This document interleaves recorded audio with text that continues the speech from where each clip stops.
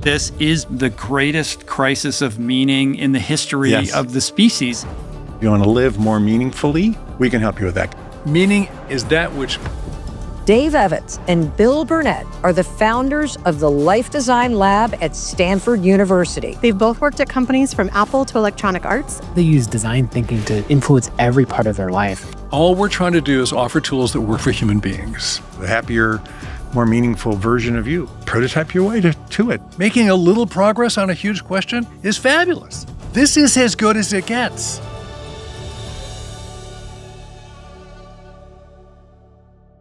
Welcome, guys. Thank you for doing this. Well, thanks for having us. Talk to you. Thanks for having us. We're really thrilled to be here. This is going to be a conversation about designing a life of meaning. But why does this matter? How is availing myself of your counsel going to make my life better? Okay. Well, we do human-centered design. We teach in the design program at Stanford, started in 1963, used to be called product design. Now it's called the design program. The original methodology for how to innovate a solution to a problem is called human-centered design, HCD, now called design thinking, which is just a rebranding of the same basic idea. So it's about the human thing. So we're kind of in the how do humans innovate together well to make something humans could use well. So Bill and I often say, if you get the human part right, you can't go wrong. So we're in the meaning business because the humans we've been talking to have said they're in a lot of pain about that. Yeah. Every time I have academics on the show, they are just lamenting the mental health crisis being experienced by the student body. Yeah, I'm full-time with all my undergrads, and I'm actually teaching the graduate class as well. I think, what's going on is they're lonely, right? And social media has kind of interrupted the normal process of communicating with each other. If you look at all the surveys, college students are having less sex, partying less, and having less fun. So that doesn't seem right. No. I mean, you went to Stanford. I went to Stanford as an undergrad. You're supposed to party when you're an undergrad. I think the loneliness thing, and then a sense of, right now, particularly a sense that, oh man, if I finish my degree and I'll graduate, will everything I know be obsolete because of AI? So there's a lot of pressures on them. But I would also say, it's still a very optimistic generation, and they want to have impact in the world. They don't want to just go get some corporate job. A lot of them are walking away from the business consulting thing or the private equity thing and looking for something that's got more substance, more humanity. Yeah. Computer science enrollment dropped 16% this year because everybody's realizing maybe that's not the path to a job. And I think as people realize, taking these degrees I didn't really want just to get a job, as that pressure goes away, I think you're going to see more and more students taking, a humanities major, a poetry major, and a creative writing major. So I think there's optimism in the students, but it's a lot of loneliness and a lot of pressure. It's a really interesting dynamic, and I suppose on some level unprecedented. We were chatting before the podcast, about like when I was at Stanford, it was just about, getting to the career center and what's the path to the safe and secure, like high salaried career, the McKinseys, the investment banks or medical school or what have you. And it was a pretty limited kind of set of choices, but there was a kind of sense of security, or certainty. Like if I go in this direction, I can foresee a career path and there are kind of steps that I can take and this is how it's going to play out. And the world is very different now. You mentioned it, like AI. I mean, it's more than social media. There's this existential threat. Like, what is the world going to look like? How can we even prepare for something that, we've never been presented with? We can't conceptualize what the world is going to look like. And I think it's hard for any of us to imagine the level of sort of fear and dread that must instill in a young generation that's trying to forecast, a future life for themselves. Yeah. It's unprecedented and as old as the hills. I mean, so, human beings are meaning makers. We're meaning story seekers. Viktor Frankl's Man's Search for Meaning invented a whole new school of psychology called logotherapy, defining that the fundamental definition of the human person is a meaning maker. We've been at this question for a long, long time. Now, there are periods in history, and there are periods when you were in college, and when I was in college, when there is a pro forma answer to what should I do. There's a track that's ready and for you to run down, and it'll work for a while. And then you wake up at what we used to call the midlife crisis, and then you're 40 and like, why am I doing this? You stare at the person in the mirror at 3 a.m. in the bathroom going, what were you thinking? Yeah. Why are we doing this? How did I get to be a lawyer? How did I get? It's just moving up. Yeah. And so society and circumstance and politics and technology has brought the existential question up sooner, but it's the same question. So in a sense, the good news is if we can help these young adults get their hands on better answers to bigger questions sooner, they've got a longer runway. Yeah, but it's a tough time. That is a very curious thing that teenagers and people in their early 20s are grappling with the big questions and not waiting until, the midlife, situation where you're starting to wonder why you made all these choices that led you to this place of, where you're lacking fulfillment and meaning and purpose. Like, perhaps, or, to put an optimistic lens on it, they're going to answer those questions for themselves so early in life, such that they're paving the way for, decades of meaning and fulfillment and satisfaction and purpose that, our generation, the older generations, just didn't really even ponder. Like when I was in college, nobody was walking around thinking about like how I'm going to have there were some people, but for the most part, like people were just, kind of in their own self-obsession about getting ahead in the world or putting their stamp on things, not like what is going to be most meaningful or even, from like even beyond just impact, like what is going to create, true contentment for me. Well, I think it's one of the reasons that our class is so popular and that the idea, I think the students are realizing I'm not going to be able to plan this because it is unprecedented. No one's going to know what the jobs will look like in 5 years or 10 years. And we reframe that through the design lens saying, don't you think it's so cool that 5 years from now, you're going to be doing something that hasn't even been invented yet? So the goal is to prepare yourself for that future. And so the planning strategies won't work because there's not enough data, but a design strategy for your future, it has the most flexibility because we're always looking for lots of answers. We're prototyping lots of solutions. And so I think what we hear this pretty strongly from students who've taken the class. I feel more hopeful. This is a really good lens to think about my future. I was trying to plan it and optimize it, and that wasn't really working, and I could see that would fail. But this idea of designing my way forward, prototyping things, taking small risks, and learning as I go, that feels doable. And so that's why the class is successful. I think that's why the first book, people found something in it that was useful. And we're hoping now with the book on meaning, we're sort of taking it up to the next level. It's like, well, what were you looking for in a well-designed life? Meaning. Mm-hmm. Okay, well, we're not philosophers. So the big meaning of life question, go back to Philosophy 101 for that. But if you want to get more meaning in your life, or you want to get more meaning out of your life, you want to live more meaningfully, we can help you with that because that's a design problem. Walk me through the epiphany that you guys had around how product design could inform personal development. Because that's like the big idea here. Like you're sort of approaching it as an engineering problem in a reductive sense, design problem. Yeah. Well, it really starts back in 1999. So, I'm a high-tech guy, but I've always cared about people, and I always did youth work. I taught Sunday school and I coached Little League, and I've always been doing stuff with young people. And I got too busy, and I was just doing my business work and doing my own family, and then and got away from doing youth work.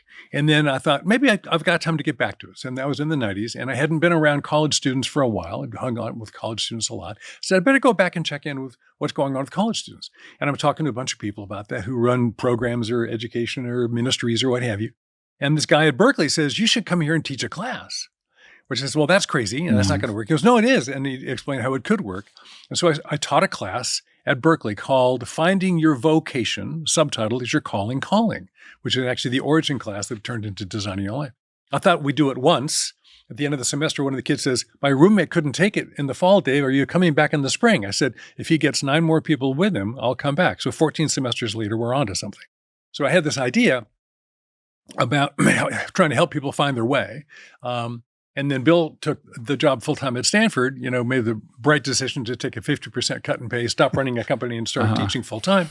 And we had lunch and he said, what are you doing? I'm doing this crazy thing at Berkeley. We should totally do this at Stanford, And through the design lens. Yeah. And that became more inclusive and it got better. And then we wrote a book and it became this huge thing. So the invitation to get into the conversation really started very opportunistically. It wasn't a top-down strategy. Somebody said, hey, come help us. We did. Everybody had that problem. And then now that we've had, a couple of million readers and trained thousands of educators, we get a lot of feedback. So we keep getting questions. And when the questions get asked strong enough, we get forced to write a book.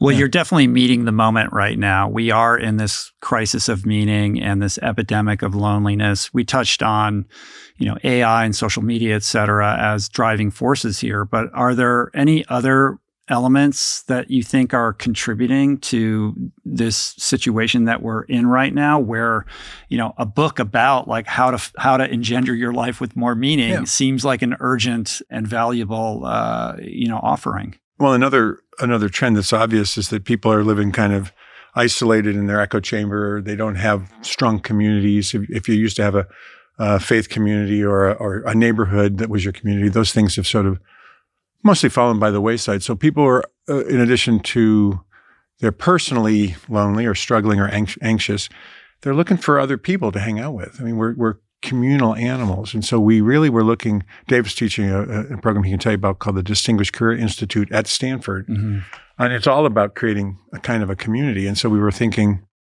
when you forget students for a second, talk to people in their 30s and 40s, okay, they're in the middle of having kids maybe, they got older parents that they're dealing with, but they don't have a community to hang out with, and they don't have anybody to talk to about what's going on. And so that was another one of the things we thought, that's a design. We can design a solution to that and help people figure out how to create these, what we call formative communities. You want to talk about the DCI program a little? The Distinguished Careers Institute at Stanford started in 2015 by at that time, just recently retired dean of the medical school, Phil Pizzo, which is really a gap year for grown-ups. Right? It's a gap year for grown-ups. But if you charge as much as Stanford does, it's a big number. You need a much fancier name than gap year for grown-ups. And so, anybody from can be as young as 45 up to 90. It's mostly 55 to 75 people at what we used to call retirement age, taking a whole year off and going, now what? What do I do with the rest of my life? What do I do with my one wild and wonderful life now? So these are open-minded, teachable, thoughtful people. But they are people who are asking that big question and don't have a framework to address it. I mean, so we can go, we've learned a lot about them, and the whole idea of formative communities, which is one of our 4 top ideas, comes directly out of my experience with those people. But I think your question, why is this arising so much now? Is that the institutions and the traditions that helped form people that said, gee, when that question comes up, here's how you might want to think about it, have fallen by the wayside. Yeah. And now the common square is the internet. And so we heard literally a hue and cry that it's not working for me. I'm not having I wanted to have an impact and that's not working, or I wanted to be fulfilled. The 2 things we heard people saying over and over again that weren't working for them is the fulfillment thing is not working and the impact thing is not working. So we said, okay, then we need to reframe those problems and give you different ideas. Yeah. The word meaning is sort of a loaded word. Yeah. Like how are you defining this? I think words like purpose, meaning, passion, sometimes it feels like they do more harm than good because they're so large and ephemeral, right? So when you're talking about meaning, what are you talking about specifically? And where do you think people get off track and how they are commonly thinking about this word? We were talking about this just at breakfast this morning because it comes up all the time. I'll probably jump to the answer and say, I think we, and we reference in the book, would agree with the answer Joseph Campbell gave in a PBS interview many years ago in a video series. When he says, I'm not sure it's really meaning we're after. I think what people are really talking about is the rapture of being alive. I'm here for the rapture of being alive. And again, we're human-centered designers. So I think what meaning is when am I having an experience that makes me feel like I'm really having the fully human experience. So it's, meaning is that which makes me have an experience of becoming more fully human. That can come in a variety of forms. I think modern people have gotten stuck on just too few forms, which is why there's a bit of a crisis around this thing. So my version of that would be, it's that which moves me along toward having the experience of being more fully human. That's the shortest answer I can give. Do you want to add to that? No, I think, again, we're all about how do you get more out of life rather than cramming more in? I think you're right. What's your passion? You know, I don't know. Am I supposed to have one? Yeah, and then you feel bad about it. And then you feel bad yourself. about it, you know, or what impact have you had today? Like, you know, give me the memo on your impact. It's like, this is too you, much. man. This is too much pressure. Yeah, exactly. If you died today, will it have been worth it? Yeah. So for us, it's like, no, wait a minute. We're not trying to cram more in. We're not trying to set a bar you can't clear. We're really about low bar, you know, set the bar low and clear it. You know, and a lot of our stuff is psychology based, is positive psychology based. You know, the things like you know, James Clear's Atomic Habits, like small changes are how you make big changes.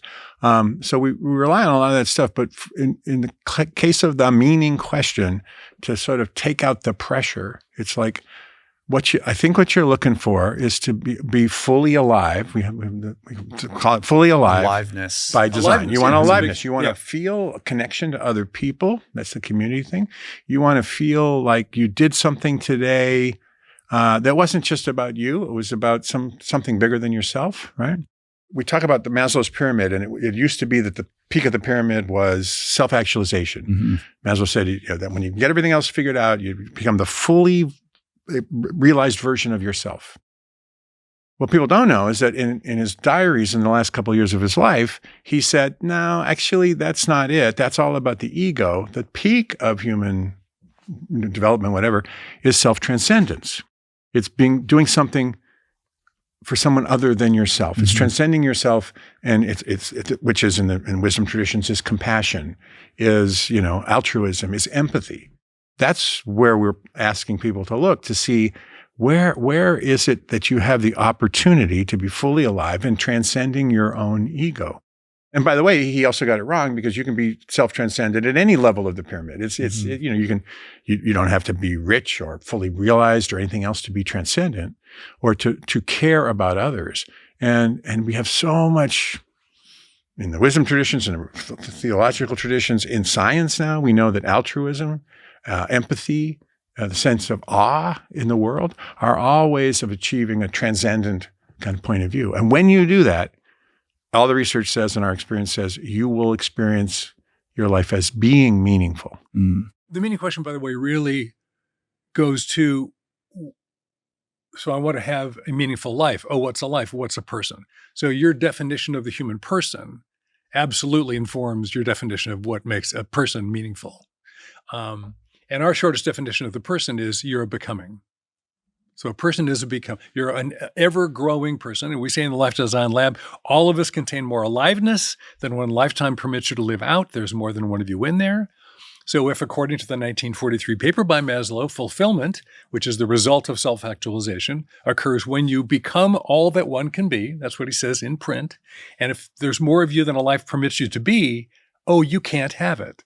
So the traditional understanding of fulfillment is a thing that's literally unattainable. So if I buy into that, which the NIH says is the stickiest idea in the social sciences, you know, one of the stickiest ideas of all time. In 1943, we're still looking at that pyramid. And so a lot of people are going down a pathway that there isn't an end to, there's a dead end to. So that's why we talk more about fully alive than fulfillment. And the outcome, according to Maslow, of self-transcendence is meaning-making. So I can either be ego-driven and I get to be all of me, I get to be fully manifested. Well, actually, that's okay. It's not a bad thing. Yeah. But becoming actually, I can have experiences of participating in bigger than myself as part of us. And we now know consciousness is collective. You know, there's a lot of neuroscience on this now that we don't just hang out with each other. We're not autonomous beings bumping into each other like molecules. We are, in fact, part of a social network. So we're really trying to understand how people actually live in ways that actually helps them experience that aliveness as humans. Yeah. There's a semester's worth of information that you just dumped in both of those two shares, like so many threads that I want to pull there. Okay. But sticking with Maslow for the moment, taking into consideration his like amendment from self-actualization to self-transcendence, irrespective of that update, the stickiness of the self-actualization idea, it's like this vestigial limb, you know, that is kind of refuses to go away, right? And implicit in that is this notion, there's a singular self-actualized self. And the aim is to, you know, embody that fully. And, you know, everybody dies before they're able to do that. And I've heard you talk about kind of the quantum physics of all of this. Like, we live in a multiverse, and we contain multitudes, and there's an infinite number of selves and possibilities with every decision and thought that we have, right? So disabusing people of this notion that there is one thing, but that is the stickiest idea of all. Like, whether it's, be your best self is like a single, the idea is that there is one thing, and we're always falling short of it, which is contributing to us feeling bad about ourselves. There is no best you, but there are lots of good yous. Let's go try some. Yeah, and this bias to action, which gets into kind of your prototyping idea of getting out of our indecision and our kind of navel gazing or paralysis around, like, well, I don't know if this is the right decision because there is this fully actualized version of me out there, and if I make this decision, is that moving me away from that? Yes, did I miss it? Did I miss it? Oh no. Well, one is we do believe that there's more aliveness in you than one life can contain, and that's actually the good news. And then two, a couple of the mindsets in the book are, let's practice radical acceptance. Radical acceptance is, well, where am I right? Design starts in reality. I was at Apple. We were designing the modern notebook. I know the guys on the iPhone team. When you're doing something that's never been done before, you got to start with, what do we got right now? What are the parts we can put together?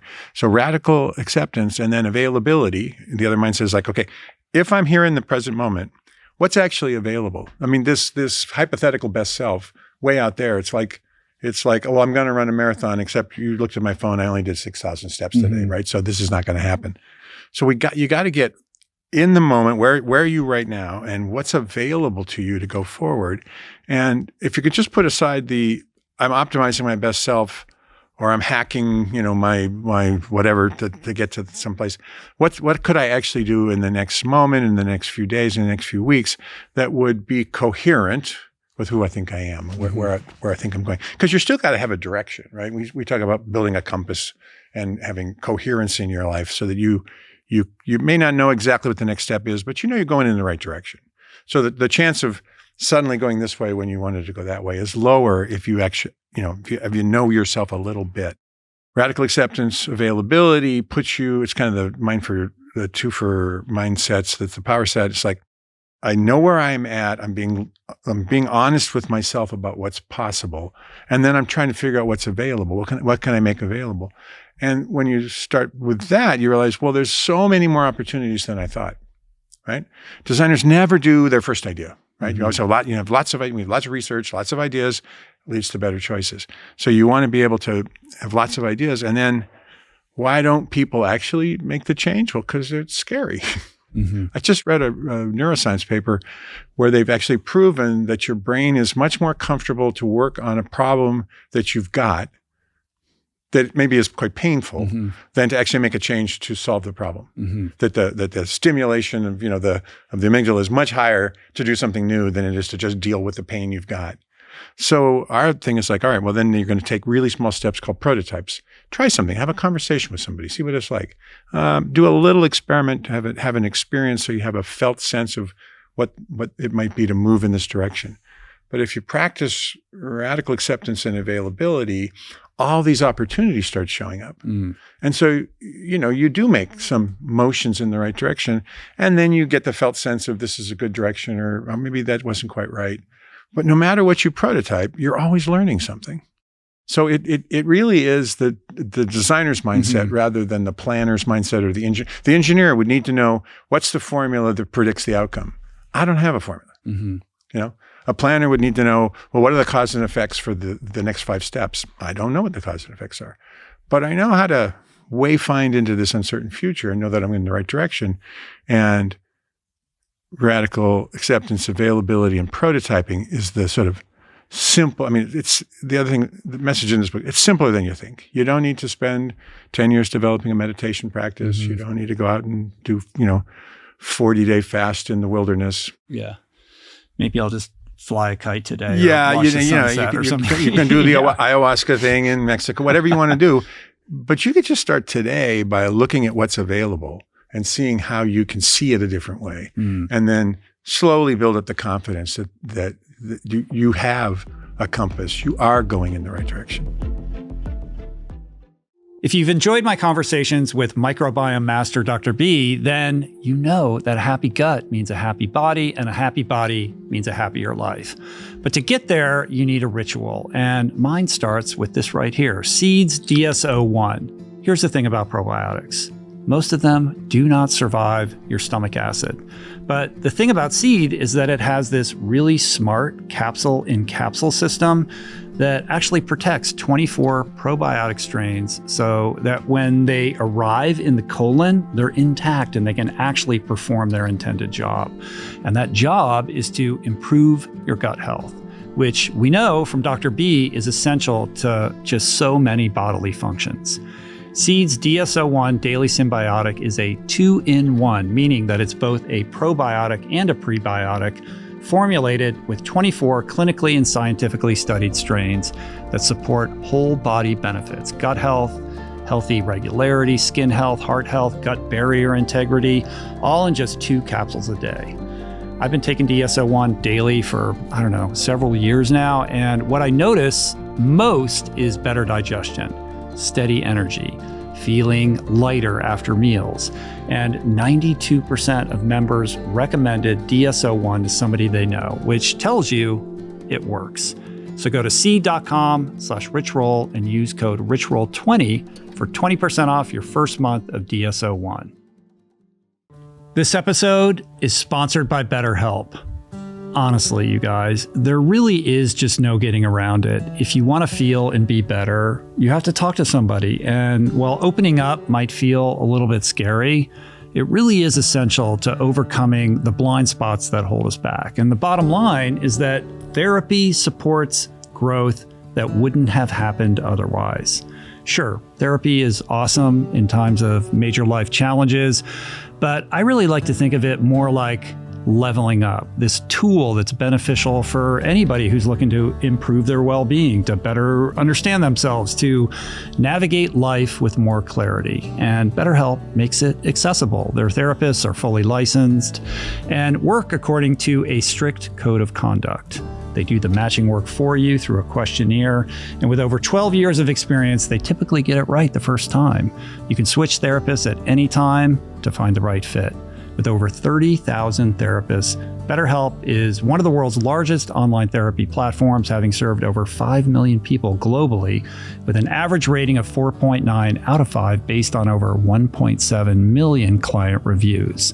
BetterHelp makes it easy to get matched online with a qualified therapist. Sign up and get 10% off at betterhelp.com/richroll. Never in a million years did I imagine that the world would start waking up to what I realized back in 1998, which is that life is infinitely better without alcohol in it. Giving it up isn't reserved for problematic drinkers, people like me, but is actually something that benefits everybody. And at the tip of this spear is Go Brewing, the NA beer I love so much that I decided to become an investor. One of the reasons I'm so behind Go Brewing's mission is because Joe is playing my favorite game. He's playing the long game, and he's doing every single thing right. Instead of rushing to market, he and his team spent years in their brewery and lab refining their process, testing literally thousands of batches before launching in 2023. That patience has paid off. Go Brewing has already won gold and silver at the Best of Craft Beer Awards, just real ingredients and real craft.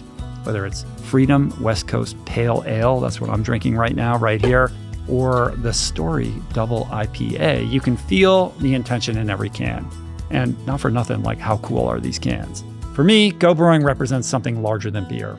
It's all about creating options that align with how more and more people want to live. So visit gobrewing.com/richroll50 to get 50% off your first subscription order to Go Brewing's Beer Club. Product design is such a tactile way to deconstruct this problem, because as you're sharing, I'm thinking about a group of people sitting around. Steve Jobs comes in and he's like, I want to make a portable MP3 player. Right. And then he leaves the room, right. And then you guys got to figure it out. You have all this gear in front of you. Well, if we do this, it's going to be this big. Is it really portable? You've got this giant problem you have to solve. There is an infinite number of choices and trade-offs that you have to make, but that's the job. Yeah. It is, by definition, grappling with uncertainty. But the human animal has a severe distaste for uncertainty, particularly when it comes to life choices, right? So finding a way to engage at a very kind of like low bar where the risk, is so minimal is a way of like that prototyping idea is a way of dipping your toe into it, I guess is what I'm hearing. To go back to your Steve Jobs story, and I wasn't in the room with Steve when they were doing the iPhone, but I know some people who were. But in the Isaacson's biography, they said they brought prototypes to Steve 3 times. He said, no, that's not it. Do it again, do it again. So he did come in the room and say, I want a smartphone. I didn't even know what it is. Figure it out. And I know they built over 300 prototypes, both industrial design prototypes and works-like prototypes, because nobody, like if you put messaging with a browser and you add a phone to it, like what's that? I don't know. Let's try it. So even they, creating the revolution that the smartphone was, had no idea what it was when they started, but they knew the process of finding it as they went. And so the future of you, the thing you're trying to design in the future, the happier, more meaningful version of you, prototype your way to it. It's the way we invent the future. Which is also all about essentialism, right? Like it's like, what is really serving this? And most of it is stripping away. I know, like in the context of like the iPod, there were a lot of people who thought it should have all kinds of whiz bang stuff. And it's like, no, we're just doing this one thing. Like what is the essence of this thing that we're trying to create? And then thinking about that in the context of our lives, I think we think of this as an additive problem and not enough as a reductionist, like a removing, like what's not serving me that I can strip away. It's not about going out and getting this other thing and bringing it in as much as it is like dispensing with the things that are leading us astray. That surfaces 2 really critical things. So we talk a lot. So what do we do? We're the design guys. Well, we help people get unstuck. We mostly deal with stuck people. People are stuck on meaning right now. And we'll probably give you some reframes to think about your problem differently. And the goal of the reframe is to be closer to radical acceptance and freer, so you've got more choices. And then we'll give you ideas and tools for how to actually act once you've gotten more free. And so the reframe thing is a big deal because you got to be working on the right problem. Problem finding precedes problem solving. You're working on the wrong version of the problem really, really, really well, you're still going to get nowhere. So the 2 things that surface in the conversation you and Bill are just having, for me, are back to that personhood thing. So people kind of go, is this it? Am I getting it right? Is this really my best self? And how you mentioning how sticky that is. If it's actually true, there is no one best you. There are lots of wonderful yous, and they could be pretty radically different, What if you went back and stuck with the lawyer thing and did that really well? That's really different than what you're doing now, but that could be a wonderful version of you. So once you accept there isn't a right, then that thing, because people have the experience, well, this is pretty good, but I'm not sure it's really it. I don't know what enough. I don't know what feeling like I found it feels like, but this isn't it yet. So there's this elusive, never-ending thing I should be doing, but I'm not. And you're going to go, no, you're fine. You are a becoming. You're going to become more. If I'm better tomorrow, I was worse yesterday. And I'm never going to be done. So it's all partial credit essay questions. There's no right, wrong, multiple choice thing. So thing 1, you're becoming, so relax, tomorrow's another day. And then the whole issue of, well, is the iPod this or that, and am I going to be the lawyer, the athlete, or the podcaster, which I can't do them all really well at the same time, brings us to, you talked about essentialism. We talk about the importance of understanding the scandal of particularity, which is a philosophical concept that we think is terribly important. We knew we had the right editor when she underlined that introductory paragraph on that topic and said, if we get this right, we've done our job. I go, great, she gets it. It's terribly important. The scandal of particularity simply is, no ultimate is ever experienced in this life. Truth, beauty, justice, compassion, richness. Is this really the ultimate authentic rich? Have I got Bill right yet? No. You're a becoming that will never be realized. So even your own life is a particularity, a particular expression in a particular space and time with constraints and compromises. And you get to choose one of 2 reactions to that particularity, that constraint. Either, shoot, still not enough, not quite. I'm a little disappointed. Or, awesome. That's an honest reflection of something I care deeply about. And my longing says, it's kind of like that. I see the amazing sunset, and my soul goes, yeah, that's what beauty's like. Go there. And then when it goes down, you don't go, well, that's over. Thank God. You go, more, do it again. You're never satisfied. Yeah. That never satisfiedness about life, that never satisfiedness about meaning, that never satisfiedness about yourself isn't the bad news. It's the reminder that you're a human being, and deeply implanted in you is this thing called longing. So befriend that. Don't have your longing go, oh, haven't got it yet. Oh, I'm still a human being. I still have the drive to move into my ongoing becoming project. It's going to stay interesting all the way to the end. So rather than flogging ourselves for having that longing or that sense of missing something, understand it to be this generative force in our perpetual becoming. Yeah, so the radical acceptance of particularity then joins availability, and now we celebrate it. So you celebrate, oh, I actually get a chance to taste some coffee. How's this coffee today? I'm just going to celebrate the fact that I have access to something that reflects taste. How cool is that? So it's really a positioning that matters. Yeah. And that sunset in and of itself was enough. Mm-hmm. I mean, then there'll be another beautiful sunset. And maybe I could even put myself someplace like Big Sur where the sunsets will be amazing. Really cool. But Or out in that front of my sunset house, is enough. I've got a couple of young grandkids, and watching them play reminds me what curiosity looks like and how intrinsically wonderful human curiosity is. Because everything to them is new and everything is, something to play. And, oh, Grandpa, look at this. What is it? It's an ant. Okay. But it's an ant, Grandpa. It's like, and so I'm reminded that we have the capacity for wonder. We have the capacity for awe and joy and all these things, but they show up in moments, right?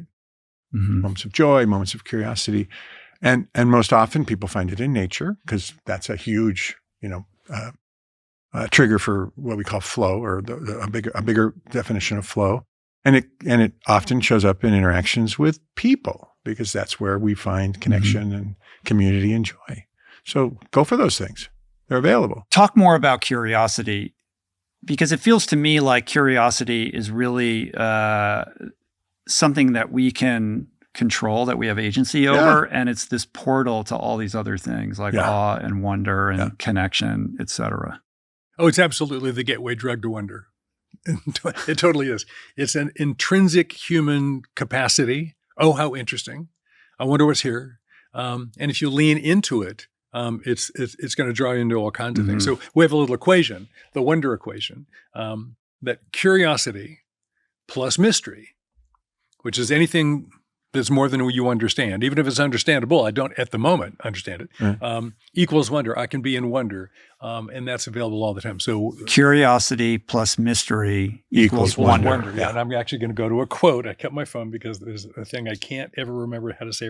Henry Miller, the playwright, said, quote, "I have a theory that the moment one gives close attention to anything, even a blade of grass, it becomes a mysterious, awesome, indescribably magnificent world in and of itself. I have tried this experiment 1,000 times, and I have never been disappointed."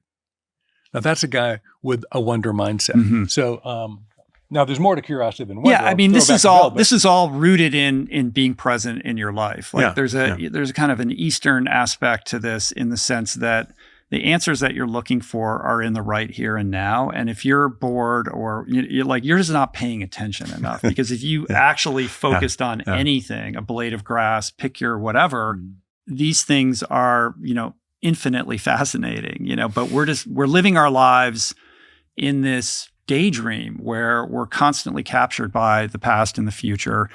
And even a discussion around designing a life of meaning is very forward casting, right? Yeah. If impact at the cost is the primary of being, form, you know what I mean? So, and you're teaching Stanford students, and these people are all like, here's what, they're all forecasting, right? And they're trying to put all the pieces together.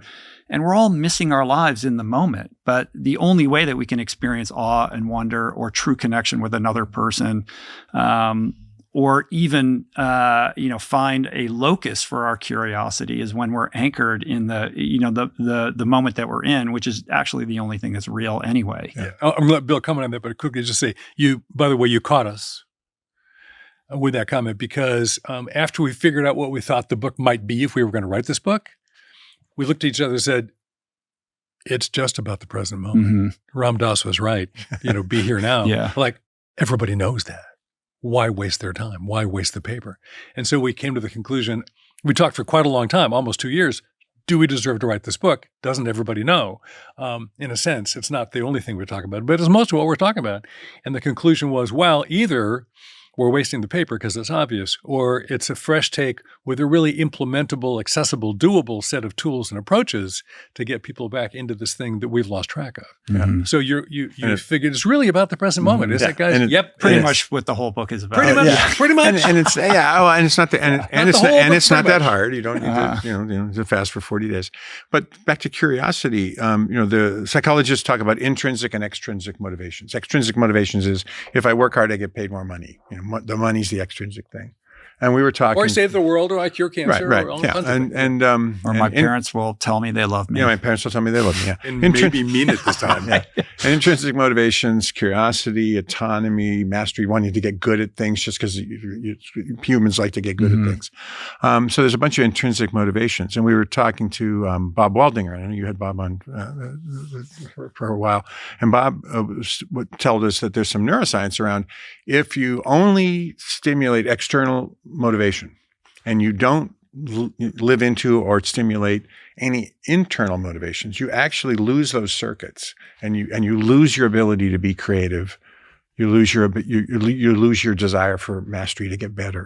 And so one of the big messages in the book is, hey, we gotta work with both sides of our brain here, and we gotta work with our intrinsic motivations a lot to keep those alive.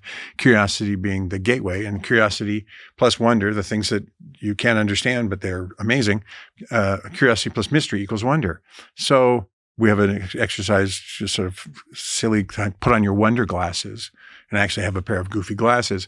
But like go out in the world and instead of just seeing what's there or even just being curious about, I wonder how that grass grows, take the Henry Miller approach of like, if I really get into it, a world of wonder, mystery, excitement will unfold and my curiosity will be stimulated and that will lead to more wonder, more curiosity. It's kind of a flywheel.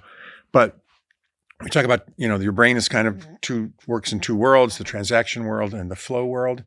Dr. Lisa Miller at Columbia calls it the awakened brain and the achieving brain. But, transactions, we do it every day. We get stuff done. And flow, which used to be just thought of as peak experience, is actually available all the time.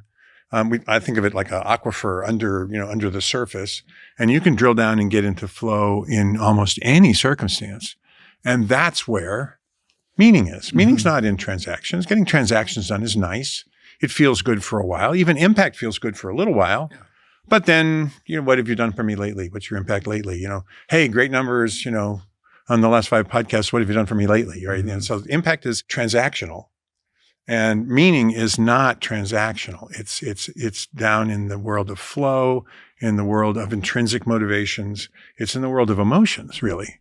And we're undereducated there. Sure. I mean, we live in a highly transactional world. All of the incentives of modern life are driving us towards a more and more, transaction-based experience. And when those transactional relationships or career paths, et cetera, don't deliver on fulfillment and satisfaction and all of that, then we're in this sort of arrival fallacy crisis. And then we descend into what Arthur Brooks calls like the striver's dilemma, convinced that it's always, at the top of the next peak or around the bend. And we live our lives, kind of on this hamster wheel of dissatisfaction, and meaning is available to us all along, if we would just, avert our gaze and kind of look over here. But to your point about like flow, it is this thing that we think about like, this is something that you can harness for these peak performances, whether you're an athlete or you're, some kind of creative person. But you distinguish that from what you call like simple flow, which is what you were getting at, right? Yeah. So talk a little bit about that and like how people can access that and why that, what the connection between that is and the meaning that we're lacking. Well, the point you're making about, the transactional world, we posited in the book, we observed in people's complaint, I'm trying to make a difference. And so in the transactional world, the primary form of meaning making that's offered is, and did you make an impact? Did you change the world? Did you hit the mark? Did you hit the quarterly number? Did you do the thing? And most of the time, you can't control outcomes, even if you do it right. So oftentimes having an impact fails. Even when it does succeed, it's a thing and it has a short half-life. So people keep saying, how do I have my more meaningful life? And they're just looking through the one window into the transactional space. That's why they're stuck. So that's why we said, well, while there's really only one actual cosmos and world, your consciousness can only handle so much at a time. And we're leaning into this consciousness, this achieving brain that does transactions. So we talk about these other forms of meaning. Impact is fine, but it's just one form. Don't put all your eggs in that basket, which go into these relationship things, these flow things, these wonder things. And so in flow, we said, well, flow is the original book is Flow, the Psychology of Optimal Experience. Great. So when I'm in an apex of experience, I'm deeply engaged in a task. What's it like? I'm so in the thing. I'm totally in the zone. What we refer to as apex flow. But all it really means is I'm so engaged that I'm fully experiencing the moment that I'm in. Fully alive. So the traditional definition of flow is I need a task, the requirements of which are right on the edge of my capability. So what I've really done is I've outsourced to the complexity of my task the ability for me to fully experience something, because I'm going to go do something that's so demanding, it will take all of my attention, and now suddenly I'm fully engaged. And so I'm so in the moment, I'm not worried about other things. I'm Alex Honnold making the climb, I'm doing this thing. And we're saying, wait, you can choose your way into flow. So simple flow is, I'm just going to chop onions. That's so boring. I better be, doing my steps to get in my 10,000 while chopping. Can I chop while doing steps and having a podcast on at the same time? Yeah. Great. As opposed to, no, just choose to totally be chopping onions, enjoy the feel of it, enjoy the texture of the knife going through the food, notice the smells, your body can smell things, be fully present at the moment. That's a choice. And we said the flow world is the place where flow experiences come from. So we just came up with an idea. Hey, there's two worlds, not just one. There's the transactional world and the flow world. You're mostly missing the flow world. That's where flow is had. It's in the present moment. Let's go over there some more. So the biggest idea we have about flow is it's there all the time. You could have it in lots of forms. In Lisa Miller's World of the Awakened Mind. Yeah. Yep. I'm concerned about these ideas coming across as very highbrow, and I want to drill down into some real world examples, because I'm imagining the person who's listening to this or watching it and going, yeah, that's great. The awakened brain and like chopping it. He's like, you don't understand my life. Like, I'm just trying to make it through the day. Yeah. I'm deeply unhappy, but I'm stuck. There's no possible way that I can leave this job. I've got, 2 kids at home and a mortgage and, car payment, et cetera. I think this is the situation with like just so many people, if not most people. They are living a life that lacks meaning and fulfillment and a sense of satisfaction, but there doesn't really seem to be an off-ramp or an accessible means to reframe how they're living to engender these experiences that you guys are talking they about. Are legit. They're maxed out. They're maxed out all their time. Like, all their get out of energy. here with all this. I just, they need something else I to do, literally like a hole in the head. And then when I get home, I just want 30 minutes of Netflix to turn my brain off before I go to bed. And like, that's the only way that I can't handle anything more than that. Right. But these are the people that need the most help. Right. Look, there are 21, or depending how you count, 23 exercises and possible worksheets in the book. So we give you stuff to do. The whole idea is this should be implementable right away. One of the exercises is flip the switch. Flip the switch from the transactional world to the flow world. And all that means is drop into the present moment, even for 2 or 3 seconds. We give an example of sitting in a staff meeting. I'm sitting here at the podcast table with Rich Roll. So what am I thinking about? Am I thinking about how's this going? And am I talking as much as Bill? And will they like this? And, so all transactional as opposed to like, okay, stop. What's going on? Well, here's this lovely guy, Rich Roll, and he's wanting to talk to us. And these are new studios. You've only been in here a year. Like I'm thinking, and what conversations are coming here? What is going to get said across this table? How is that going to impact some people's lives? Okay, I can think about that in it takes about 20 seconds to say that. It takes half a second to think that. Mm-hmm. I can do that. I can just flip the switch. What's going on right now? 2, 3, notice, flip back. What did we say? Flip back to the conversation.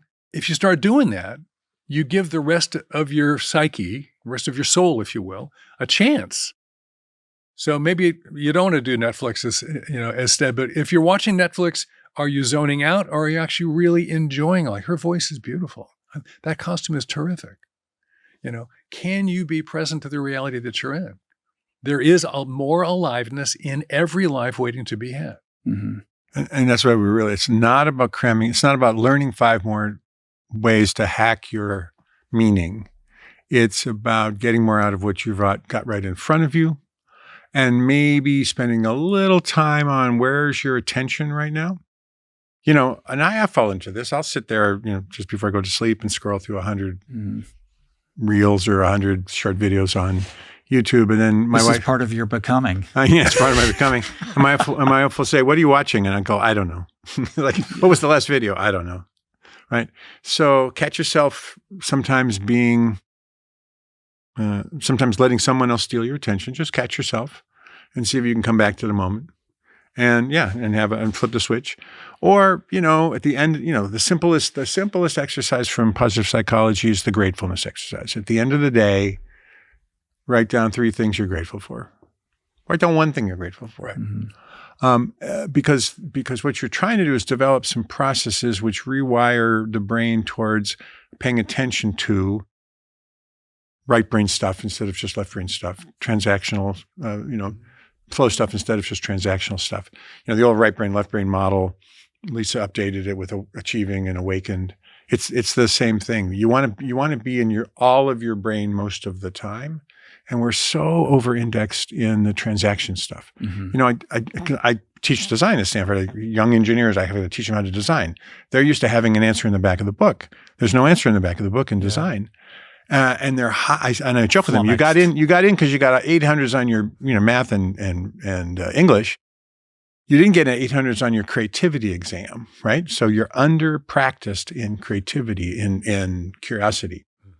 But you can learn it. And we know the brain's plastic. You can learn this stuff quickly. And what you find when you flip the switch, or you do what we call the sudden savoring exercise, or you do any of the exercises are like 5 minutes that you have an experience in your brain where you say, oh, that was pleasant. Mm-hmm. That wasn't hard to do. And there's a time psyche thing you got to watch out for. So if I change 5 minutes of your week, it could have a 25% impact on your psychic ROI. Mm-hmm. He mentioned savoring. Mm-hmm. So he said, so I'm going to double down on this. You do the gratefulness exercise. Maybe you do it once a week. That's fine. And then we'll say, okay, we have a thing called the 7th day savoring. Again, 5 minutes, once a week, just before dinner on Sunday or whatever it might be, your Sabbath practice. You take one of those things you were grateful for this week and you return to it.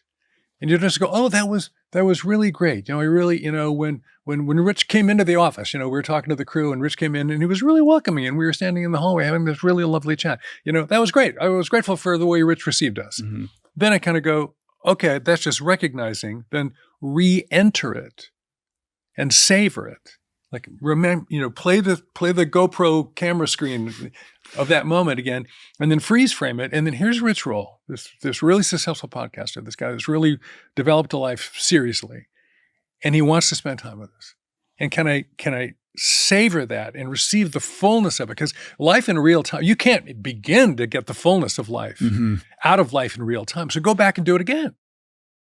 Frankly, if you do the 7th day savoring once a week for a while, 5 minutes a week, 3 minutes a week, you start liking that, you could learn how to do sudden savoring. Can I savor in real time? That's a pretty cool skill. These are all highly accessible ways to live differently. So a little over 9 months ago, I underwent spinal fusion surgery. And since then, my focus has shifted away from chasing these really big, audacious performance goals like I did in the past, to now accepting my limitations in this current reality and learning how to build a daily rhythm that actually feels sustainable for where I'm at right now, today. And Whoop, this wearable health and fitness coach that you see right here on my wrist every time you see me, is this amazing tool that gives me insights into all the things that influence how I feel and how I perform, my sleep, my recovery, my strain, and my overall health, so that I can better understand how my habits are influencing how I feel. And what's interesting is how these insights translate beyond training. Better sleep changes, improve how I show up at work, recovery changes how patient I am with my family. And when I'm planning for bigger goals, like lining up to participate in the New York City Marathon to celebrate my 60th birthday this fall, Whoop helps me stay grounded in what my body needs right now, not what my ego wants it to do or what I used to be able to do. And I think that's really what adding more life to your years means, making decisions today that allow you to show up more fully tomorrow. Go to join.whoop.com/roll for 1 month free of Whoop.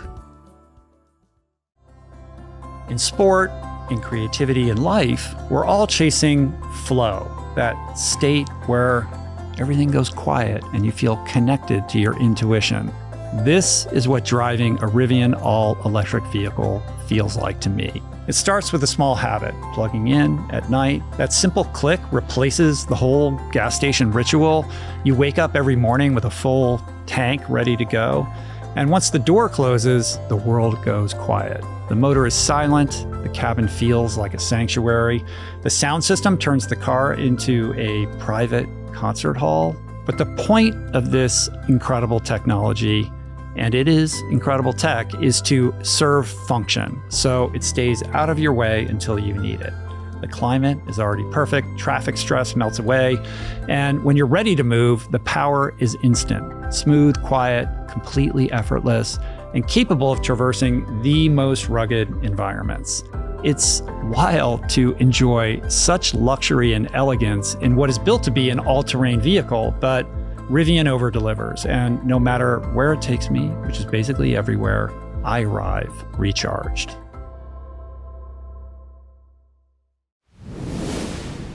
I can't help but think about how everything you're sharing overlaps with 12-step recovery programs. Have you guys thought about that? Like, in addition to this being all about the present, Yeah.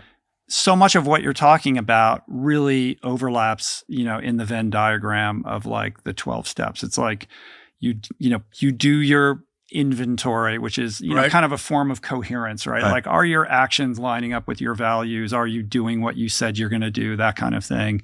A formal gratitude practice. An essential aspect of being part of this community is, being service oriented, Mm-hmm. like making it about something more than yourself. Right. How are you transcending your ego through your daily actions? Sure. And really being rigorous in your, kind of self-honesty and inventory of your behavior and your decisions. Right. Yeah. So, aren't you guys 12-step?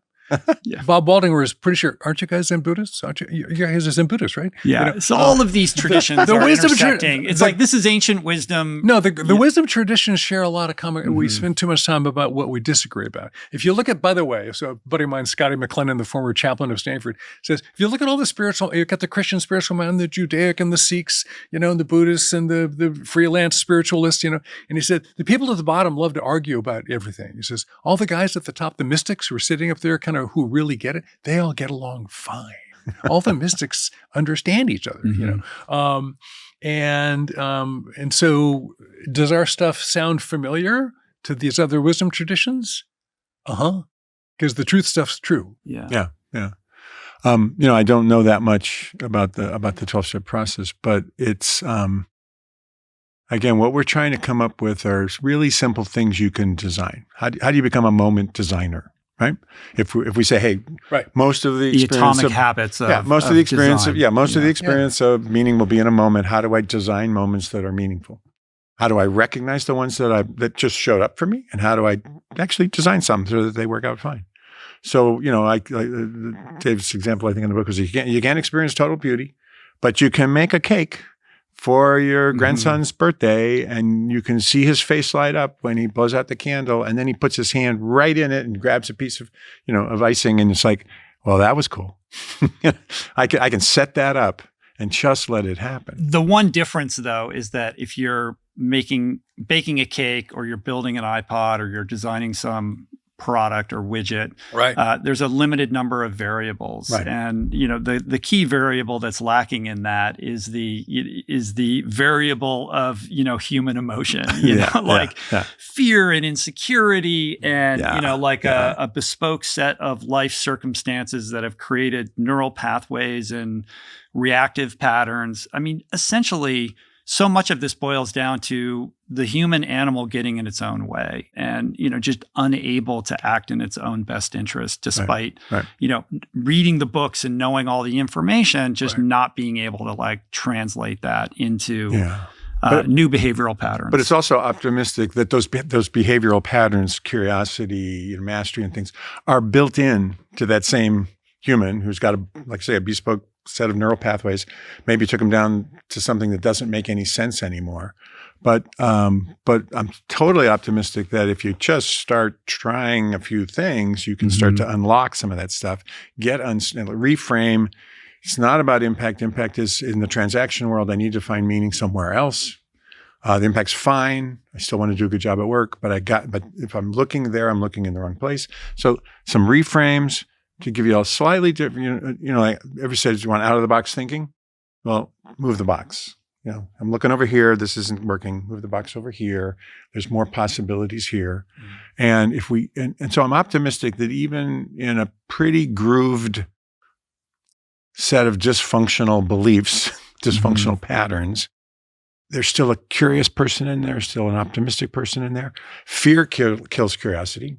Right? I'm not going to be curious about new stuff because I'm terrified of changing anything.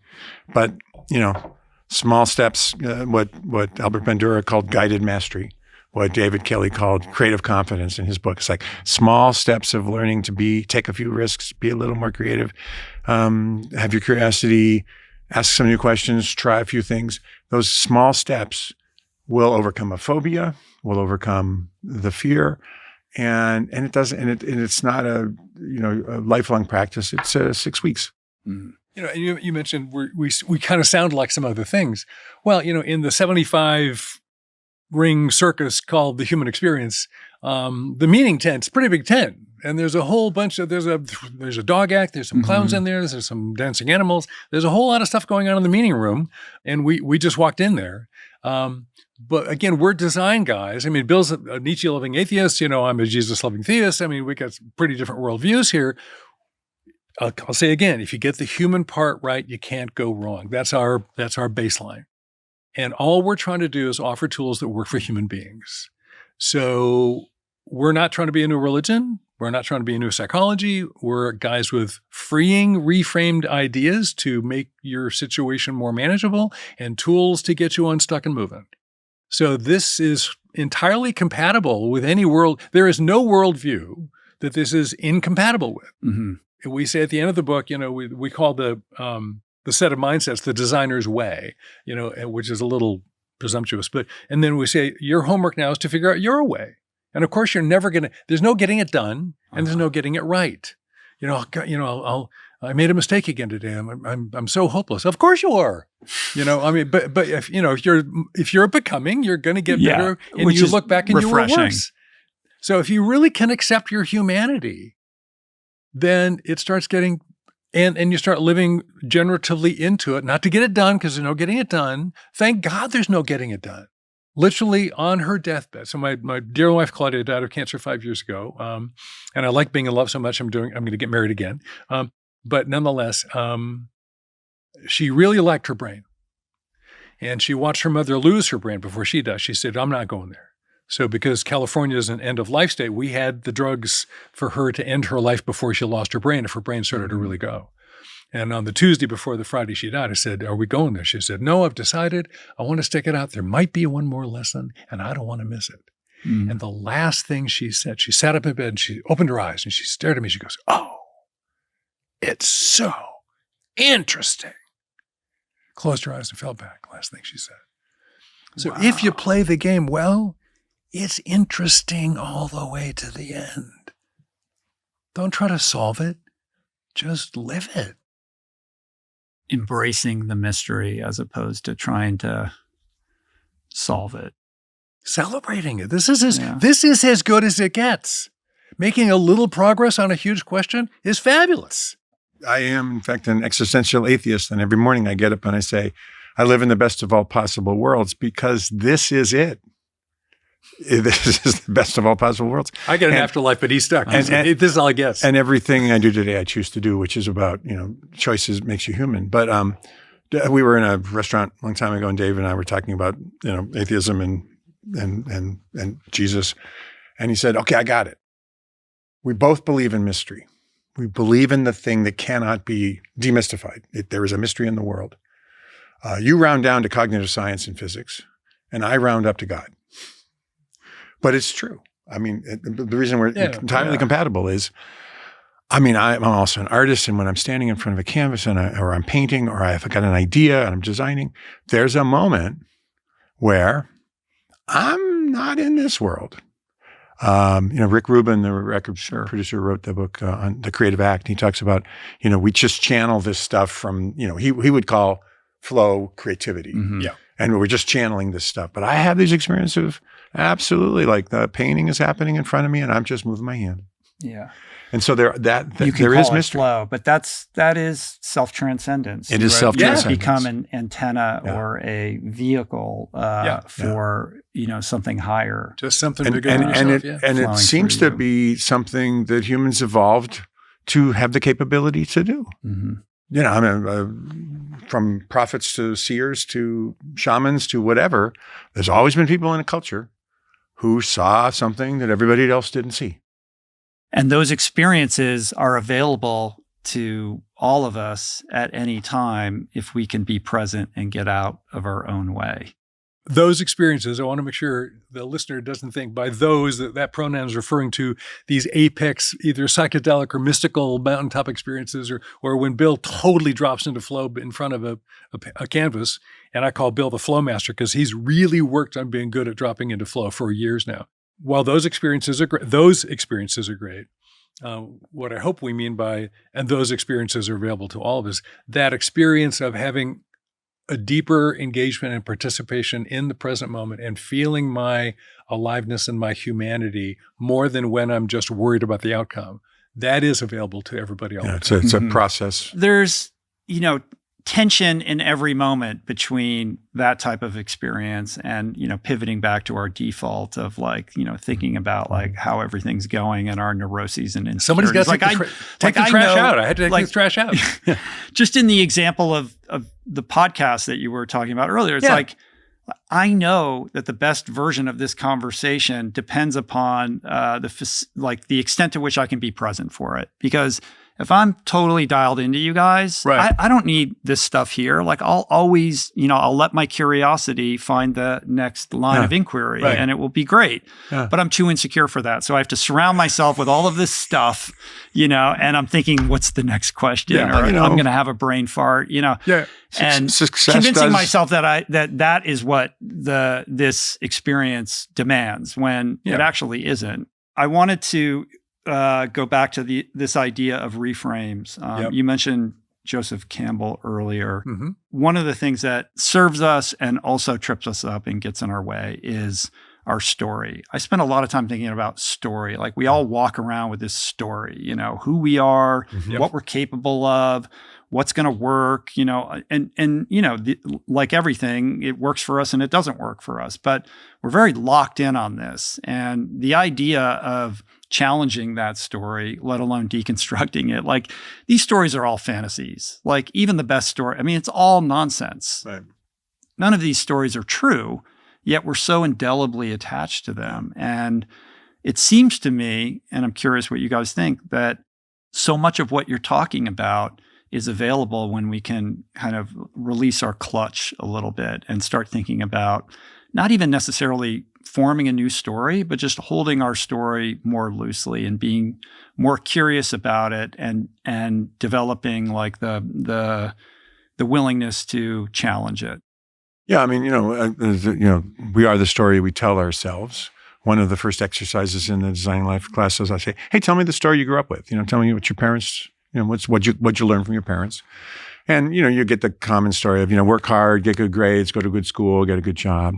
And I go, how's that working for you? And they'll be, well, not really. So we are the story we tell ourselves. But we can, like you say, hold that more lightly and maybe lean into the opportunity to change that story. Because if we are the story we tell ourselves, let's change the story to be the one I want to live. Maybe I don't want to accept my parents' notion of success anymore. That's not going to work for me. Or maybe I'm in the mid-career and it didn't turn out to be what I thought, and I can beat myself up for that. Or I can say, and now I'm perfectly positioned to figure out what I want to do next. So we're narrative animals. Storytelling is part of the DNA of humans, I think. All I would say is like keep asking yourself, what part of this story is working for me? And what part of the story do I want to revise or get rid of or edit out because it just doesn't work anymore? And the striving mindset, the sort of, I got to be the best at everything. I remember one of the very first workshops we did a long time ago. It was a big workshop with a bunch of Stanford alums. There was a woman who raised her hand and was having problems. She said, what's the deal? She says, well, I'm a really senior lawyer in a big law firm in New York, but I hate it. I go, well, what happened? She goes, well, I went to Stanford because it was the hardest school. And then my parents were both lawyers. So they said, be a lawyer. So I said, okay. I got into Yale because that was the school my parents went to. And then I went to New York. I got in the biggest law firm I could. I was the youngest woman partner, first senior partner. I run the management thing and I hate my life. Yeah. I got a house in Manhattan. I got a place out on the island. I got 2 Teslas, kids in private schools. Because it's a terrible life. It really is. And because if it's not yours. She didn't choose any of it. She little reward, systems of reward and punishment. At no point did she feel like she had permission to actually ask herself, like, what do I want and what's meaningful to me? We're on these escalators and these, that is it's like, hard. She was anyway. deeply embedded and I said, look, this is just a quick workshop. I'm not meaning to, you don't need to have an existential crisis here and, in the 90-minute rubber chicken talk. But look at it this way, it's a sunk cost, right? And you got lots of resources. You're making $6 million, base $20 million bonuses. Great. Bank that for 2 years and then start moving towards the thing that's more authentic for you. But give yourself permission to, one, not beat yourself up for choices you made that felt okay at the time, and 2, look at what you've got available to you to go forward. And you're going to say, all we really do in office hours is give permission. Yeah. Together, we've probably had a couple thousand office hour conversations, and mostly it's giving permission. Not to, go off and, join the circus, but we're reminding people they do have the right to exercise the agency over their own lives that they want. And, I'm a big fan of story. I mean, the fifth mindset is create your world, which is acknowledging that life is a story we tell ourselves. Yeah, it is. So pick that story really carefully. What's the one you're in now? And that's not dried in ink. It's evolving over time. Hold it lightly. For heaven's, if I'm a becoming, of course I'm holding it lightly. We say, I don't know your one true purpose, but we could give you some tips on how to live purposefully on the way toward the thing that's ever changing. And so, like in my own story, my father died when I was 9. We learned later of suicide. That's a gift that keeps on giving. I've worked that through with lots of counselors. I've retroactively figured out my coping systems and what my reactions are and what the good things and the bad things that came out of that were, and how that affects my marriage life, And I really know my story well. I mean, I've worked this thing really, really, really hard. I'm turning 73 in a couple of weeks. That happened 64 years ago. I've got this thing covered. So now my wife dies, and now I'm in a relationship. My wife, Claudia, dies, and now I'm in relationship with Frisch, who is a different animal entirely, but who I love dearly and is evoking completely different things out of me. And I am learning so much about that coping system that I thought I fully understood, that goes back to my origin story, by virtue of simply being in the presence of a different soul with a different kind of reflectivity. I'm over and over again, I say, oh, that's what Claudia was talking about. The woman who died, like, she kept telling me this stuff, like, no, that's not it. And like, oh, that's what she meant. So I'm rewriting my story. You never know your story. You're just working on it. Yeah. But it does help. Yeah. Having a story gives you some guidance, gives you a where do I go from here? You're not done like, oh, I got it. Yeah. But like, I'm getting it. So there's your story. There's the story of the senior partner at the White Shoe Law Firm in Manhattan. Right. There's the story of the, struggling to make it through the day person. Sure. What about the senior in high school who's looking at the prospect of applying to college and thinking, well, what's the point in that? Yeah. Like, there is a veneer of nihilism, I think, in Gen Z. Oh, yeah. They look out onto the world and they're like, what's the point of any of this? Yeah. As a parent of, an 18-year-old, like I see this and I'm around young people a lot. What do you make of that? And how do you communicate your message to that person or that generation that's struggling in that particular way? Right. Yeah. Well, I would say, first of all, their skepticism, which translates into disengagement, is well-founded, because what they're really seeing is, oh, all those games you guys told me the world was built around are falling apart. In fact, they're not even accessible to me in the same way. So the heck with you guys. Right. Like they're thinking, oh, That's- like one of those jobs that you older people are complaining about. That looks pretty good. Yeah, like yeah, I'd like yeah. to have a house, but Like- I don't see any path to that. Yeah, and right. the world's going to fall apart by the time and that's. I don't want one of these crappy jobs that you Yeah. keep complaining about. So this goes- 70% of Americans are disengaged at work. Yeah. So that's what I'm looking forward to. I'm going to work hard, go to college, get a job, and then be disengaged for the rest of my life. You guys are all idiots. Thanks. So for two reasons. for that. Yeah. When you guys won the games you told me to play, you didn't look all that happy. And by the way, we can't play them anymore. So other than that, it's a great idea. Good job. You're doing empathy. Step one of design really well. But now let's redefine the problem. Don't just say, oh, I'm screwed. I don't want to play. I can't play. You're accepting that the way we all describe the world to you is accurate. So if we do radical acceptance, okay, AI is coming. Yep. We're going to have to adapt to that. You have to live in a post-AI world for sure. There may be a different economic reality. My kids at age and my kids are all late 30s, 40s, are not buying houses because it doesn't make sense. And so we're going to live a different kind of a way. So then inside the particularity called the moment in history in which I find myself, if I radically accept those things, but I believe I'm a human becoming and I can live more fully into my aliveness within this framework, where can I do that? How do I do that? What would be interesting to me? Let's find ways to thrive in this context and get over the fact that the way they all said it was isn't the way it is anymore. It's just not true. So what is true? And let's go be human beings in the world in which you're going to live. Yeah, in some sort of upside down way, it's almost an accelerated way of giving that person even greater permission. Well, if it's all like this, you might as well go directly into the thing that where your curiosity Yeah. is. We're living Yeah. an alternate. And just, In fact, yeah. Bill's been saying we've seen this shift in the student profile in the last 10 years, but you've been saying just in the last one or two, it's turning around. Yeah, very much so. I'll radically predict that in 5 years, the number one major at Stanford is poetry. Because why take an econ class? Why take an econ class or a CS class if you can't get a job? the number one Major will be poetry and creative writing. For the few people still getting Yeah. the liberal education. But college. I would, That's the amazing. sort of disaffected 18-year-old, particularly the male disaffected 18-year-old, it'd be like, okay, yeah, radically accepted. Things are changing. I think this is why the creator economy is booming and it's so interesting to them. It's like, well, if the goal was to make a bunch of money or at least get enough money so I'm secure, but these other paths don't look so good, maybe I'll just do my own thing. Right? And that's going to be an explosion of creativity and engagement and other things. Not everybody will be successful, but that impetus to say, hey, wait a minute, you're right. I got to redefine the world maybe on my own terms or maybe with a community of people who I really want to hang out with. One of my top students, left school, went to work for some big design firms for a while and then went No, I don't think so. Bought some land and, up in the San Juan Islands and is running an organic farm.